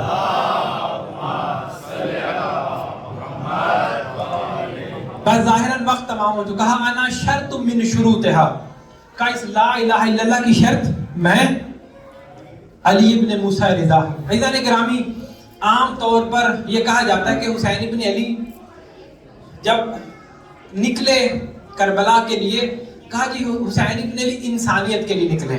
کس کے لیے نکلے؟ انسانیت کے لیے. یہی کہا جاتا ہے نا عزیزان گرامی. یہ کربلا کی درست تفسیر نہیں ہے. حسین ابن علی نے انسانیت کے لیے قیام نہیں کیا. چاہے کوئی لاکھ کہتا رہے، کسی کو اجازت نہیں ہے کہ کربلا کے اس پہلو کو مسخ کرے. حسین کا قیام انسانیت کے لیے نہیں تھا، چونکہ محال ہے کہ کیونکہ انسانیت ہے ادنا، حسین ہے اعلیٰ. کبھی بھی ادنا کے لیے اعلیٰ کو قربان نہیں کیا جاتا. حسین کا قیام انسانیت کے لیے نہیں تھا، بلکہ جب حسین کربلا سے نکلے، مدینہ سے نکلے، کربلا تک پہنچے، حسین کی زبان پر یہی تھا کہ میں اللہ کی رضا کے لیے نکل رہا ہوں، میں اپنے نانا کی سیرت کے لیے نکل رہا ہوں، میں اپنے بابا کی سنت کے احیاء کے لیے نکل رہا ہوں. وہ کسی جگہ حسین ابن علی نے یہ نہیں کہا کہ میں انسانیت کے لیے نکل رہا ہوں. لیکن ہاں یہ کہا جا سکتا ہے کہ اللہ کو ماننے میں، رسول کو ماننے میں، علی کو ماننے میں ہی انسانیت ہے. لیکن یہ کوئی نہ کہے، یہ کسی کو حق نہیں ہے کہ حسین کا قیام انسانیت کے لیے تھا، بلکہ حسین نے قیام انسانیت کے لیے نہیں بلکہ اللہ کے لیے کیا تھا. عزیزان گرامی قدر، بس وقت تمام ہو چکا ہے. ائمہ کی حدیث ہے، معصوم یہ فرماتے ہیں، کہا کہ تم اپنی اولادوں کی تربیت اس انداز سے کرو کہ گویا وہ تمہارے زمانے کے نہیں ہیں بلکہ تمہارے بعد والے زمانے کے ہیں. اور جب حسن مجتبیٰ نے ایسا انتظام کیا کہ گویا حسن مجتبیٰ کی نگاہیں کربلا کو دیکھ رہی ہیں کہ اس کربلا میں کیا ہونے والا ہے. آپ کی شہادت ہے 50 ہجری میں اور واقعہ کربلا ہے 61 ہجری میں. لیکن دیکھیے امام جانتے تھے، اور رسول اللہ کی حدیث کیا ہے کہ الحسن والحسین امامان قام او قعدا. یہ حسن و حسین امام ہیں، چاہے یہ قیام کریں چاہے یہ صلح کریں. گویا جانتے تھے کہ کچھ افراد ایسے آئیں گے جو اعتراض کریں گے کہ گویا ایک بھائی نے صلح کی، ایک نے جنگ کی، نعوذ باللہ ان کے مزاج الگ الگ تھے. کہا نہیں، جس سے حسین نے جنگ کی اس سے حسن بھی جنگ کر رہے ہیں، اور جس سے حسن مجتبیٰ نے صلح کی اس سے حسین نے بھی صلح باقی رکھی. آپ کہیں گے کیسے باقی رکھی؟ چونکہ حسن مجتبیٰ تو 50 ہجری میں شہید ہو چکے، کیسے کربلا میں شریک ہوئے؟ کیسے حسن مجتبیٰ نے اس سے جنگ کی جس سے حسین نے جنگ کی؟ کربلا میں حسن مجتبیٰ کے 3 یا 6 بیٹے شہید ہوئے، لیکن تعویذ فقط ایک بیٹے کے بازو پہ باندھا. اگر یہ تعویذ نہ بھی باندھتے تو گویا شہید نہیں ہوتے، شہید ہوتے. لیکن حسن مجتبیٰ نے ایک بیٹے کے بازو پہ تعویذ باندھ کر یہ بتا دیا کہ جس سے حسین کی جنگ ہے اس سے میری جنگ ہے. گویا یہ تعویذ گویا حسن مجتبیٰ کے موقف کا اعلان ہے کہ گویا میں بھی اس سے جنگ کر رہا ہوں جس سے حسین جنگ کر رہے ہیں. بھائی گرامی قدر، ہمیں آج اب دیکھیے اس شہید کو پرسہ دینا ہے کہ جو یتیم بھی ہے. شب عاشور تھی، حسین بن علی محضر شہادت کو پڑھ رہے تھے. کہا اے سعید تم بھی شہید ہوگے، اے زہیر ابن قین کل تم بھی مارے جاؤ گے. جب سب کا نام آیا تو ایک مرتبہ حسن کا لال تڑپ گیا. کہا آقا، کہا چچا جان کیا میرا نام نہیں ہے؟ حسین نے ایک سوال کیا، کہا کیف الموت عندک؟ کہا حسن کے لال آپ کے نزدیک موت کیسی ہے؟ کہا چچا جان میں موت کو شہد سے بھی زیادہ میٹھا سمجھتا ہوں. میں نے عرض کیا کہ یہ اس یتیم کا بیٹا ہے کہ جس کا باپ بھی مظلوم ہے، بیٹا بھی مظلوم. میں چاہتا ہوں اب سنیے حسن مجتبیٰ کی مظلومیت کیسی تھی. وہ حسن مجتبیٰ کہ جس کا جنازہ جب گھر سے اٹھا تو کفن کا رنگ سفید تھا، لیکن جب واپس پلٹا تو کفن کا رنگ سرخ ہو چکا تھا. اور کیا کیفیت ہوگی جناب زینب کی کہ جب حسن کے جنازے سے تیروں کو نکالتی جاتی ہیں اور روتی جاتی ہیں. اور کیا قسمت پائی کہ ایک بھائی کا جنازہ تیروں پر تھا اور ایک بھائی کے جنازے پر تیر تھے. اور جب حسن مجتبیٰ کو زہر ملی، ایک مرتبہ آپ کے جگر کے ٹکڑے کٹ کٹ کے باہر آ رہے تھے. ایک مرتبہ سوال کیا، کہا ان ٹکڑوں کو چھپا دیجئے. جب کیونکہ حسن مجتبیٰ کی بہنیں آ رہی تھی کہ حسن کو گوارا نہیں ہے کہ زینب کا دل دکھے. اجرکم من اللہ. ایک مرتبہ قاسم کہ اس کا 2-3 سال کا سن ہے، آ کر کے آپ کے سینے پر لیٹ گیا. ام فروہ آگے بڑھی، کہا اے میرے لال اپنے بابا کے سینے سے اتر جائیے. کہا ام فروہ آج قاسم کو نہ روکیے، جب قاسم کا سینہ میرے سینے سے لگتا ہے مجھے سکون محسوس ہوتا ہے. گویا حسن مجتبیٰ کی نگاہیں کربلا کو دیکھ رہی ہیں، گویا دیکھ رہی ہیں یہی سینہ ہوگا اور گھوڑوں کی ٹانپیں ہوں گی. اجرکم من اللہ، اجرکم من اللہ. آج آپ نے ایک یتیم بچے کو، ایک بیوہ ماں کو پرسہ دے رہا ہے. بس عزیزارو، شب عاشور تھی. ایک مرتبہ ایک ماں اپنے بچے کو کہتی ہے، دیکھو اے میرے لال کل روز قربانی ہے، کل موت کا دن ہے، جب بھی میدان میں جانے کا موقع ملے تو دریغ نہ کرنا. اجرکم من اللہ. صبح عاشور ہوئی، روز عاشور آیا. ایک مرتبہ حسن کے لال کی عجیب کیفیت ہے. خیموں میں آئے اس عالم میں کہ آپ نے اپنے سر کو گھٹنوں میں دے رکھا ہے اور روتے جا رہے ہیں. جناب ام فروہ آئی، کہا اے قاسم کا آپ ابھی تک میدان میں نہیں گئے؟ کہا اماں جب بھی میں میدان میں جانا چاہتا ہوں مجھے چچا روک دیتے ہیں، مجھے چچا اجازت نہیں دیتے. ایک مرتبہ ام فروہ تڑپ گئی اور ایک عجیب جملہ کہا اے قاسم آپ کو یاد ہے نا کہ جب آپ کے بابا کا آخری وقت تھا اور انہوں نے کہا تھا کہ اے میرے لال جب آپ پر مصیبتیں آن پڑے، مشکل وقت آن پڑے، یہ تعویذ میں آپ کے بازو سے باندھ رہا ہوں، کہا اسے کھول کے پڑھ لیجئے گا. جیسے ہی اس تعویذ کو کھولا اس میں جملہ تھا، کہا اے میرے لال، اے میرے قاسم، اذا وجدت امک الحسین، کہ آپ جب اپنے چچا حسین کو مشکل میں دیکھیں، اس عالم میں دیکھیں، وحیداً مظلوماً عطشانا، اس عالم میں دیکھیں کہ وہ پیاسے بھی ہو، وہ غریب بھی ہو، وہ مظلوم بھی ہو، وہ تنہا بھی ہو، تو میدان میں جانے سے گریز نہ کرنا. اجرکم من اللہ. بس عزادارو، جیسے ہی اپنے بابا کی تحریر پڑھی، خوشی کے آثار ہیں حسن مجتبیٰ کے لال کے چہرے پر، کہا گویا اب مجھے حسین روک نہ پائیں گے. اجرکم من اللہ. اپنی آوازوں کو بلند کیجئے. آج 7 محرم ہو چکی ہے.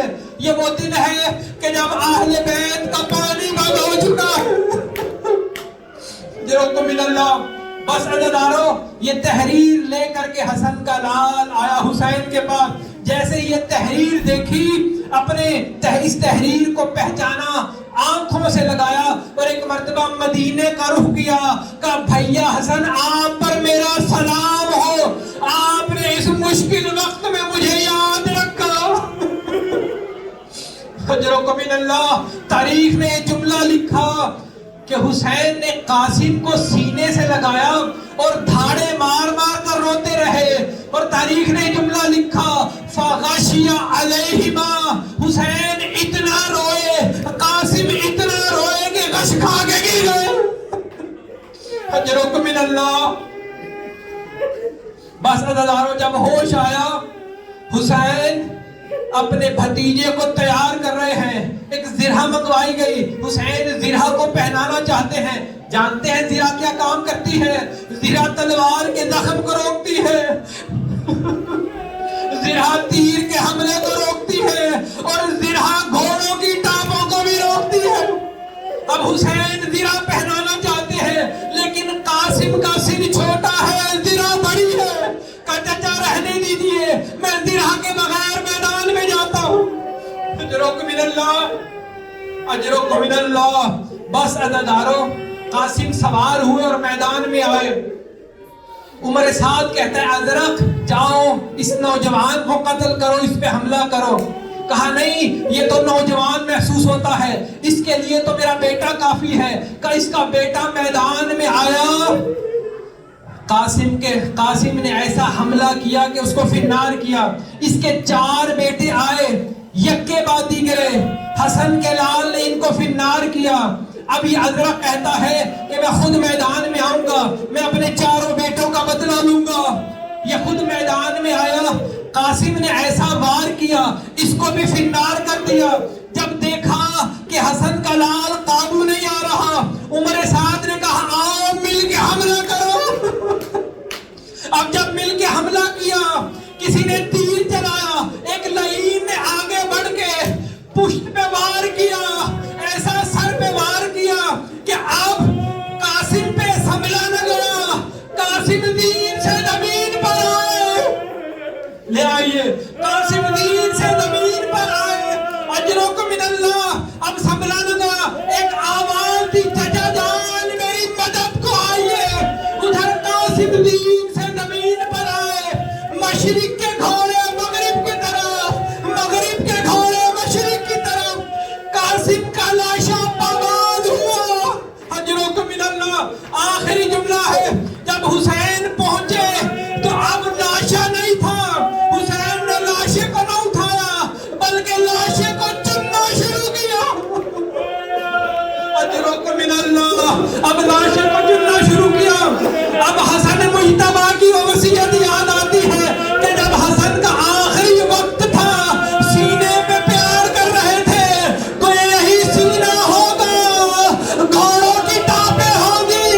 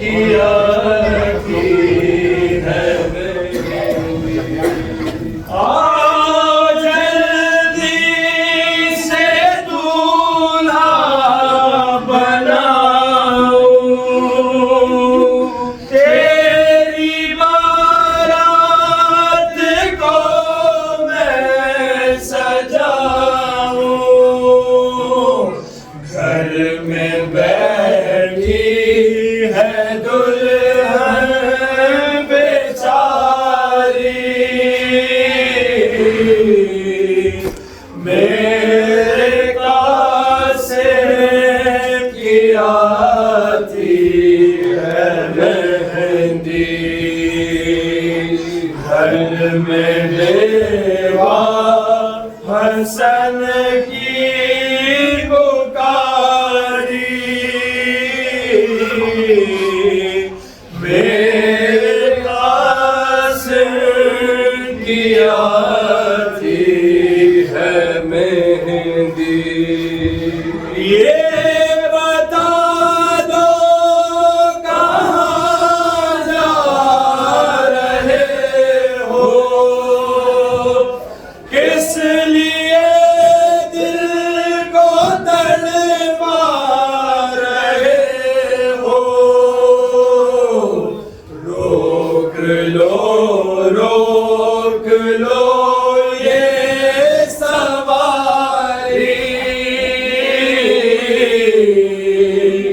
میرے قاسم کی آتی ہے مہندی گل میں بیوہ حسن کی پکاری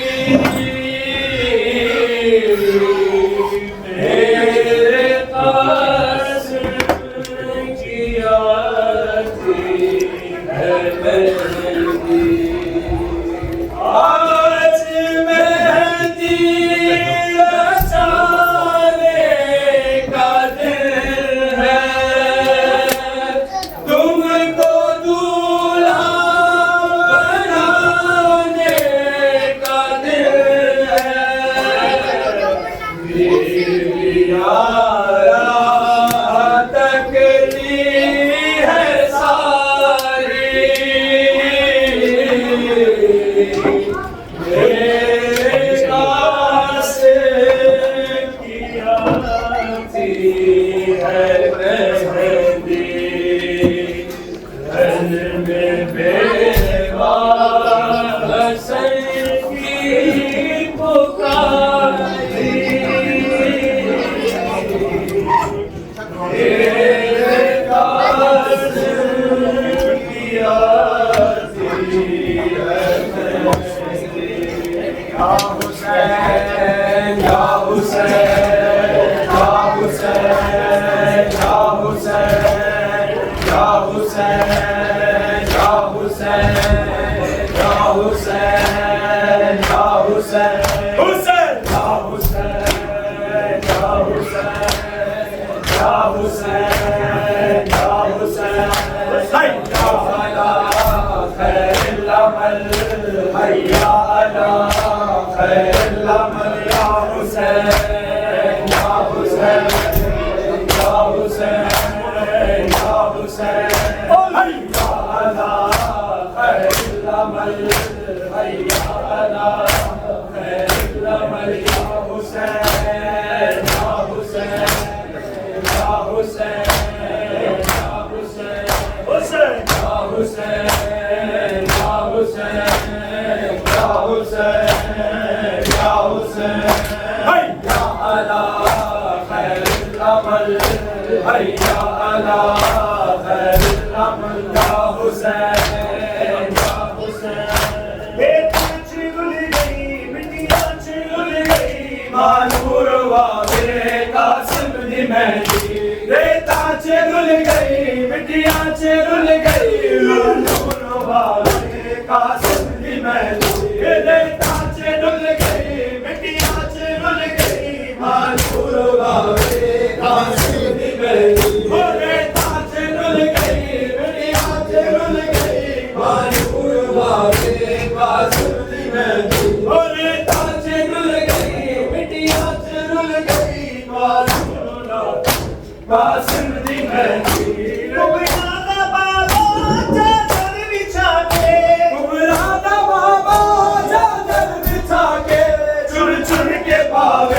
قاسم دی مہندی ریتا چل گئی مٹیاں چل گئی مانور والے قاسم دی مہندی ریتا چل گئی مٹیاں چل گئی مانور والے قاسم دی مہندی ریتا چل گئی مٹیاں چل گئی مانور والے قاسم دی مہندی مغرانا بابا چادر بچھا کے مغرانا بابا چادر بچھا کے چن چن کے پاوے قاسم دی مہندی ریتا چل گئی مٹیاں چل گئی مانور والے قاسم دی مہندی ریتا چل گئی مٹیاں چل گئی مانور والے قاسم دی مہندی ریتا چل گئی مٹیاں چل گئی مانور والے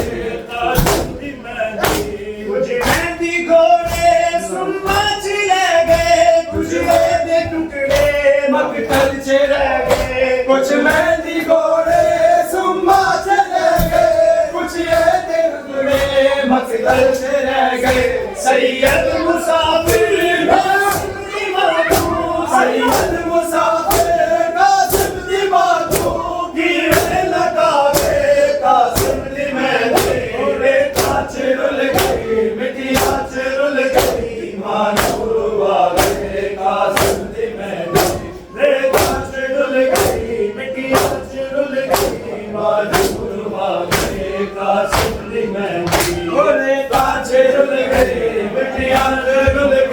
मानूर वावे कासिम दी मेहंदी ओरे ताज रुल गई मिटिया रुल गई मानूर वावे कासिम दी मेहंदी ओरे ताज रुल गई मिटिया रुल गई मानूर वावे कासिम दी मेहंदी कुछ मेहंदी गोरे सुम्मा चले गए कुछ मेहंदी गोरे सुम्मा चले गए कुछ मेहंदी टुकड़े मकतल चले गए कुछ मेहंदी टुकड़े मकतल चले गए सैयद मुसाफिर कासिम दी मातूम सैयद मुसाफिर कासिम दी मातूम की में लगाए कासिम दी मेहंदी ताज रुल गई मिटिया रुल गई मानूर वावे कासिम दी मेहंदी ओरे ताज रुल गई मिटिया रुल गई मानूर वावे कासिम दी मेहंदी ओरे ताज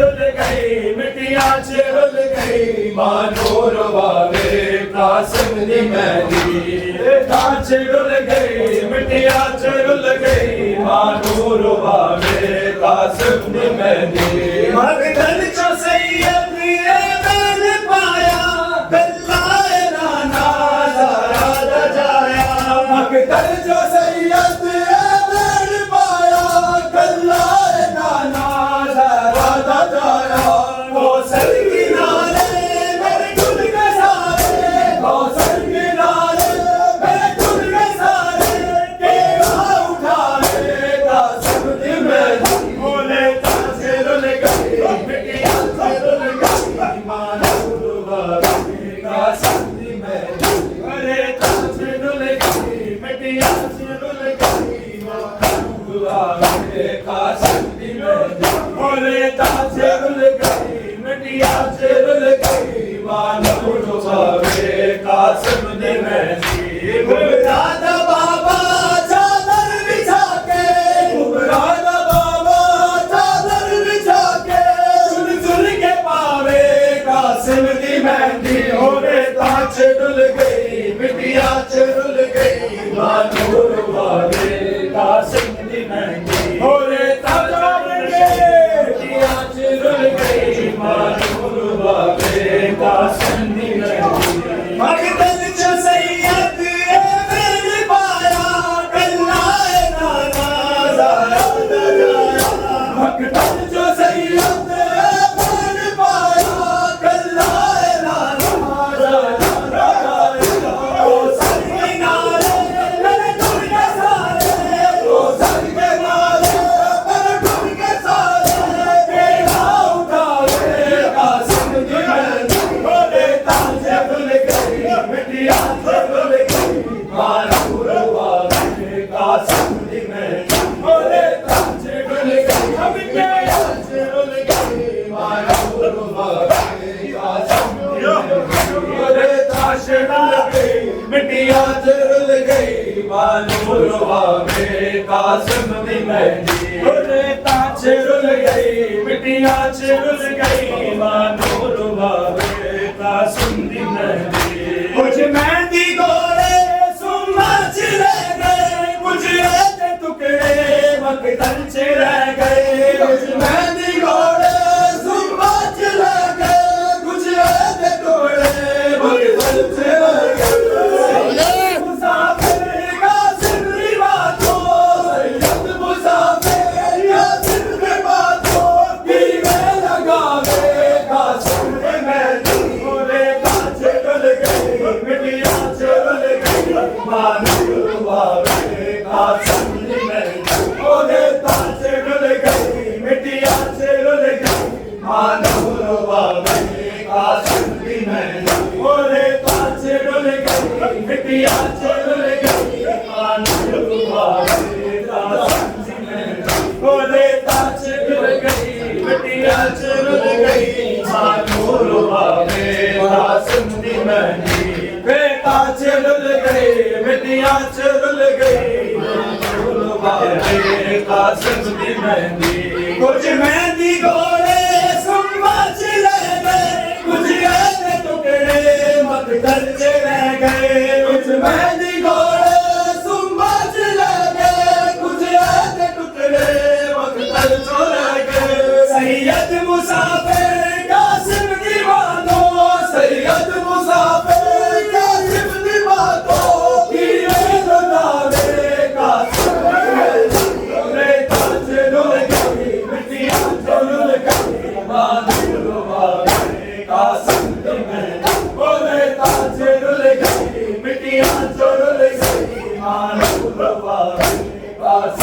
مہندی اور تاج ڈل گئی مٹیاں تو رل گئی نور باوے قاسم دی مہندی مرادہ بابا چادر بچھا کے مرادہ بابا چادر بچھا کے چن چن کے پاوے قاسم دی مہندی اور تاج ڈل گئی مٹیاں چرل گئی نور باوے قاسم دی مہندی تاج ڈل گئی مٹیاں چرل گئی نور باوے قاسم دی مہندی اور تاج ڈل گئی مٹیاں چرل گئی نور باوے قاسم دی مہندی پتران لوگوں سے جلاؤ قاسم دی پہلا مجلس کراؤ پتران لوگوں سے جلاؤ قاسم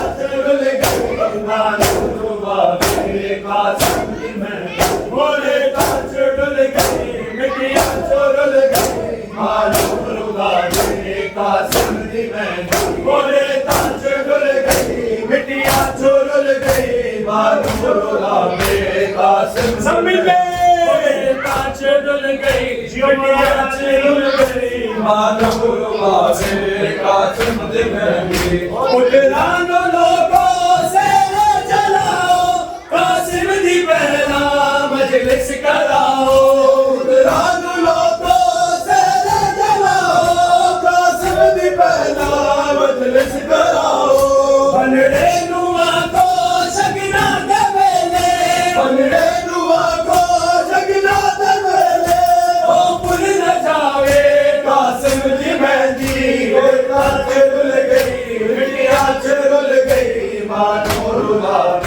قاسم دی مہندی تاج ڈل گئی مٹیاں چرل گئی نور باوے قاسم سب مل کے تاج ڈل گئی مٹیاں چرل گئی نور باوے قاسم دی مہندی سبحان بابا چادر بچھا کے سبحان بابا چادر بچھا کے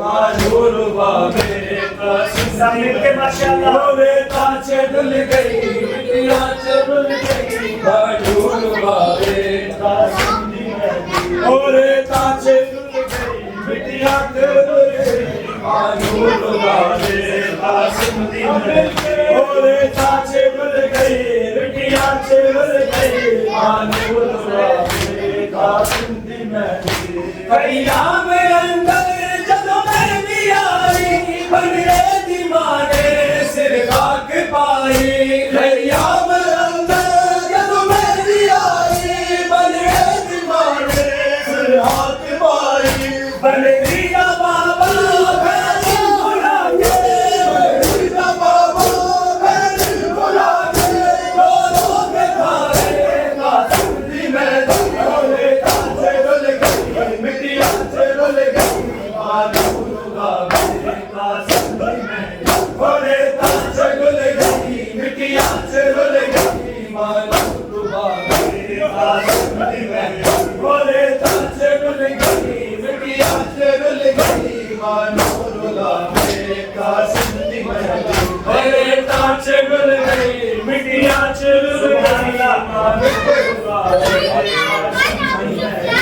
مرادہ بابا چادر بچھا کے مرادہ بابا چادر بچھا کے چن کے پاوے قاسم دی مہندی ڈل گئی مٹیاں ڈل گئی نور باوے قاسم دی مہندی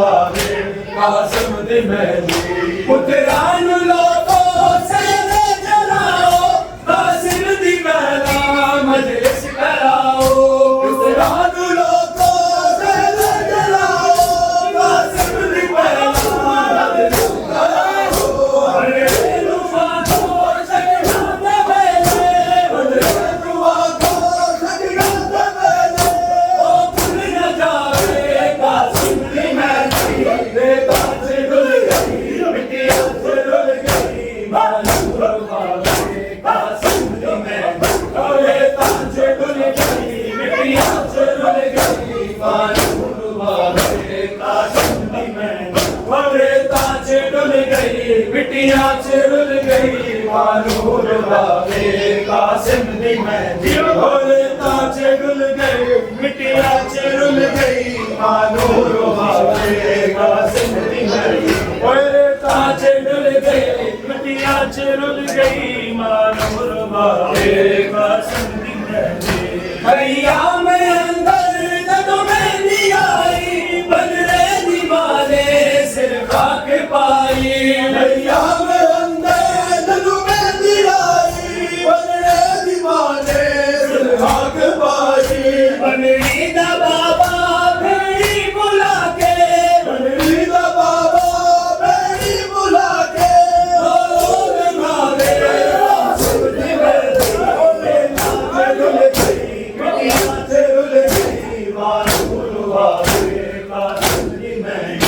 बेटा से डुल गई मिट्टियां से डुल गई मानूर वावे कासिम दी मेहंदी बेटा से डुल गई मिट्टियां से डुल गई मानूर वावे कासिम दी मेहंदी बेटा से डुल गई मिट्टियां से डुल गई मानूर वावे कासिम दी मेहंदी बेटा से डुल गई मिट्टियां से डुल गई मानूर वावे कासिम दी मेहंदी बेटा से डुल गई मिट्टियां से डुल गई मानूर वावे कासिम दी मेहंदी पहरा लगा था दरिया पे हर जा प्यासा था कुनबा पानी नहीं था पहरा लगा था दरिया पे हर जा प्यासा था कुनबा पानी नहीं था पानी के बदले अश्कों से गूंजी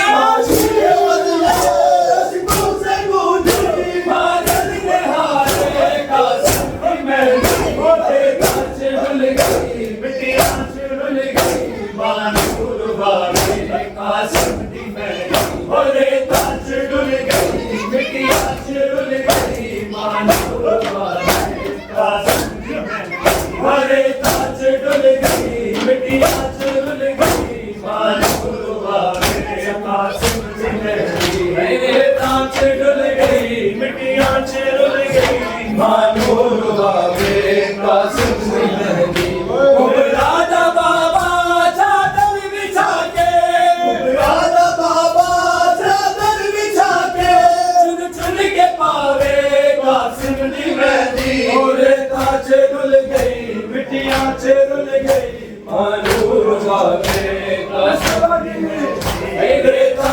से डुल गई मिट्टियां से डुल गई मानूर वावे कासिम दी मेहंदी दरिया में अंदर जदों मेहंदी आई बदले दीवाने सिर खाक पाई दरिया में अंदर जदों मेहंदी आई बदले दीवाने सिर खाक पाई बनड़ी दा बाबा भेड़ी बुला के बनड़ी दा बाबा भेड़ी बुला के रोज़ निहारे कासिम दी मेहंदी बेटा से डुल गई मिट्टियां से डुल गई मानूर वावे कासिम दी मेहंदी बेटा से डुल गई मिट्टियां से डुल गई मानूर वावे कासिम दी मेहंदी बेटा से डुल गई मिट्टियां से डुल गई मानूर वावे कासिम दी मेहंदी बेटा से डुल गई मिट्टियां से डुल गई मानूर वावे कासिम दी मेहंदी है कासिम है कासिम है कासिम है कासिम ہے قاسم ہے قاسم ہے قاسم ہے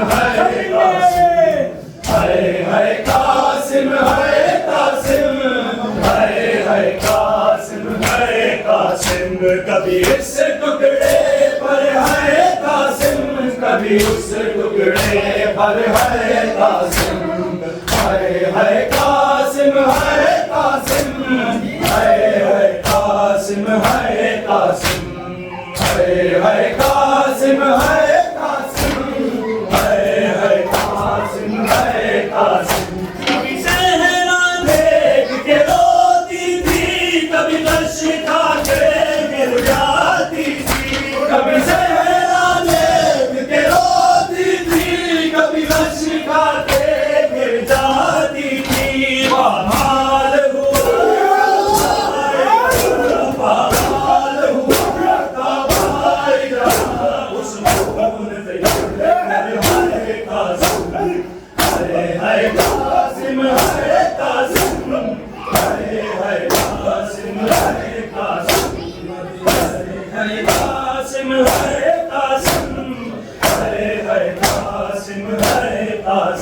کبھی اس ٹکڑے پر ہے قاسم کبھی اس ٹکڑے پر ہے قاسم ہے قاسم ہے قاسم ہے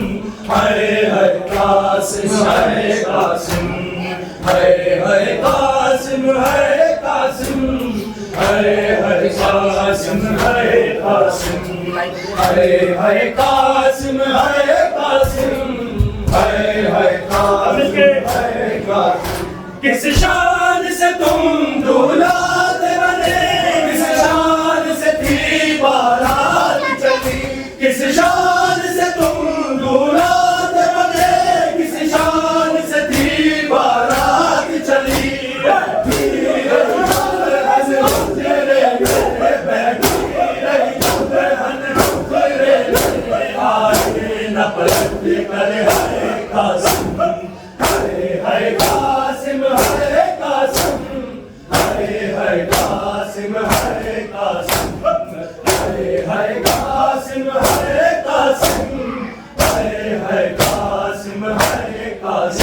کبھی اس ٹکڑے پر ہے قاسم کبھی اس ٹکڑے پر ہے قاسم ہے قاسم ہے قاسم ہے قاسم ہے قاسم ہے قاسم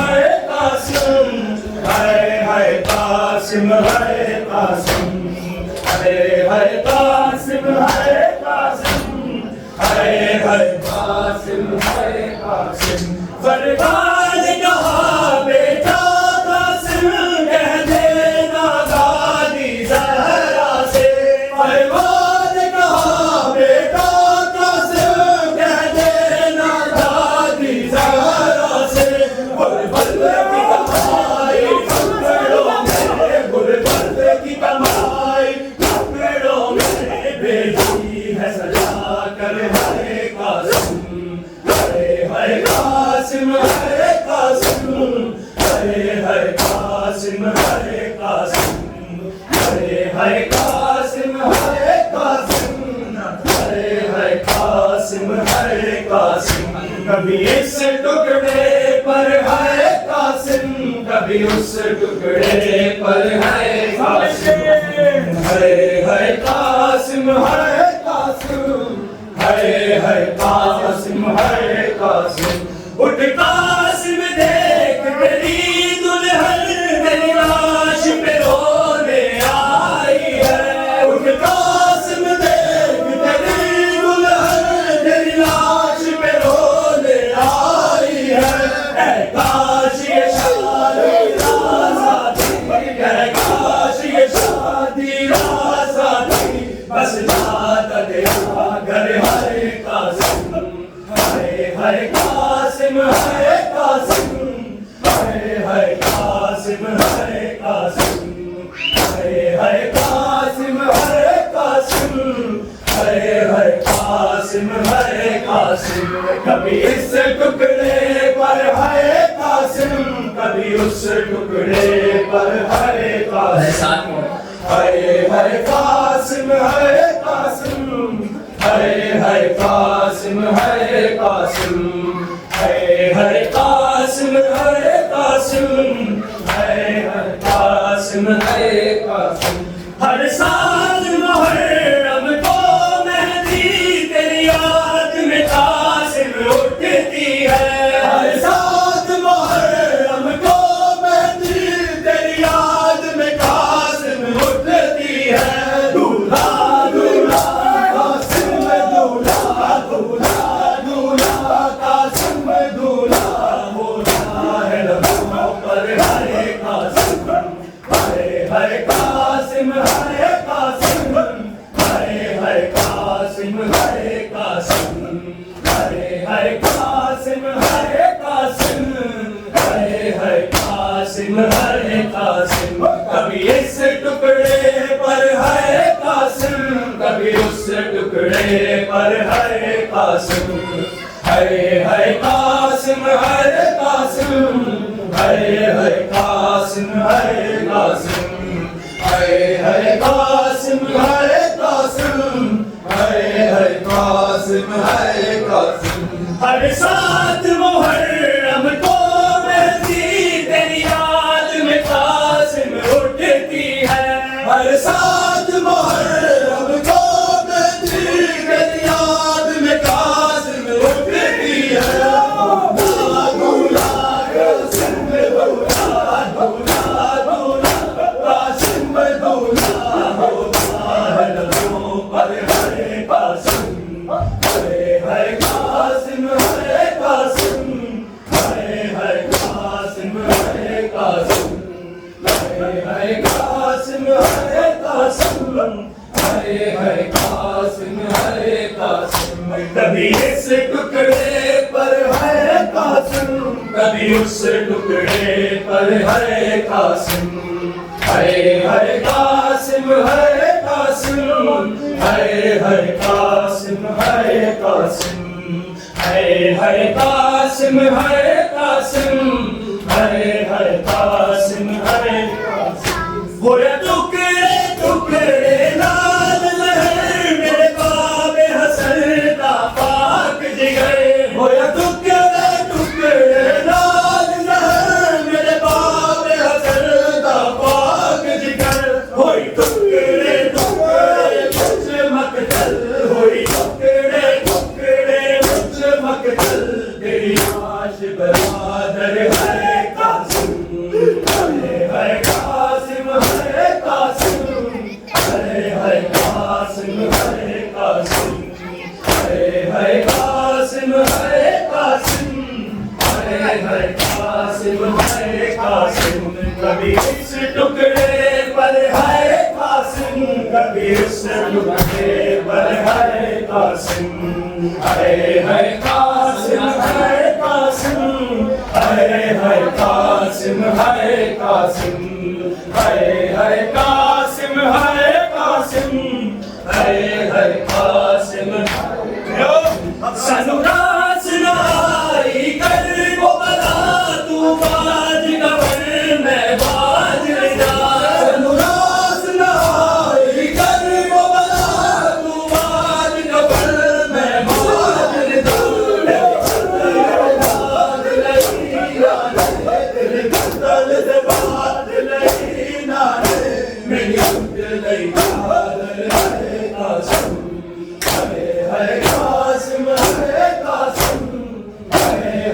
قاسم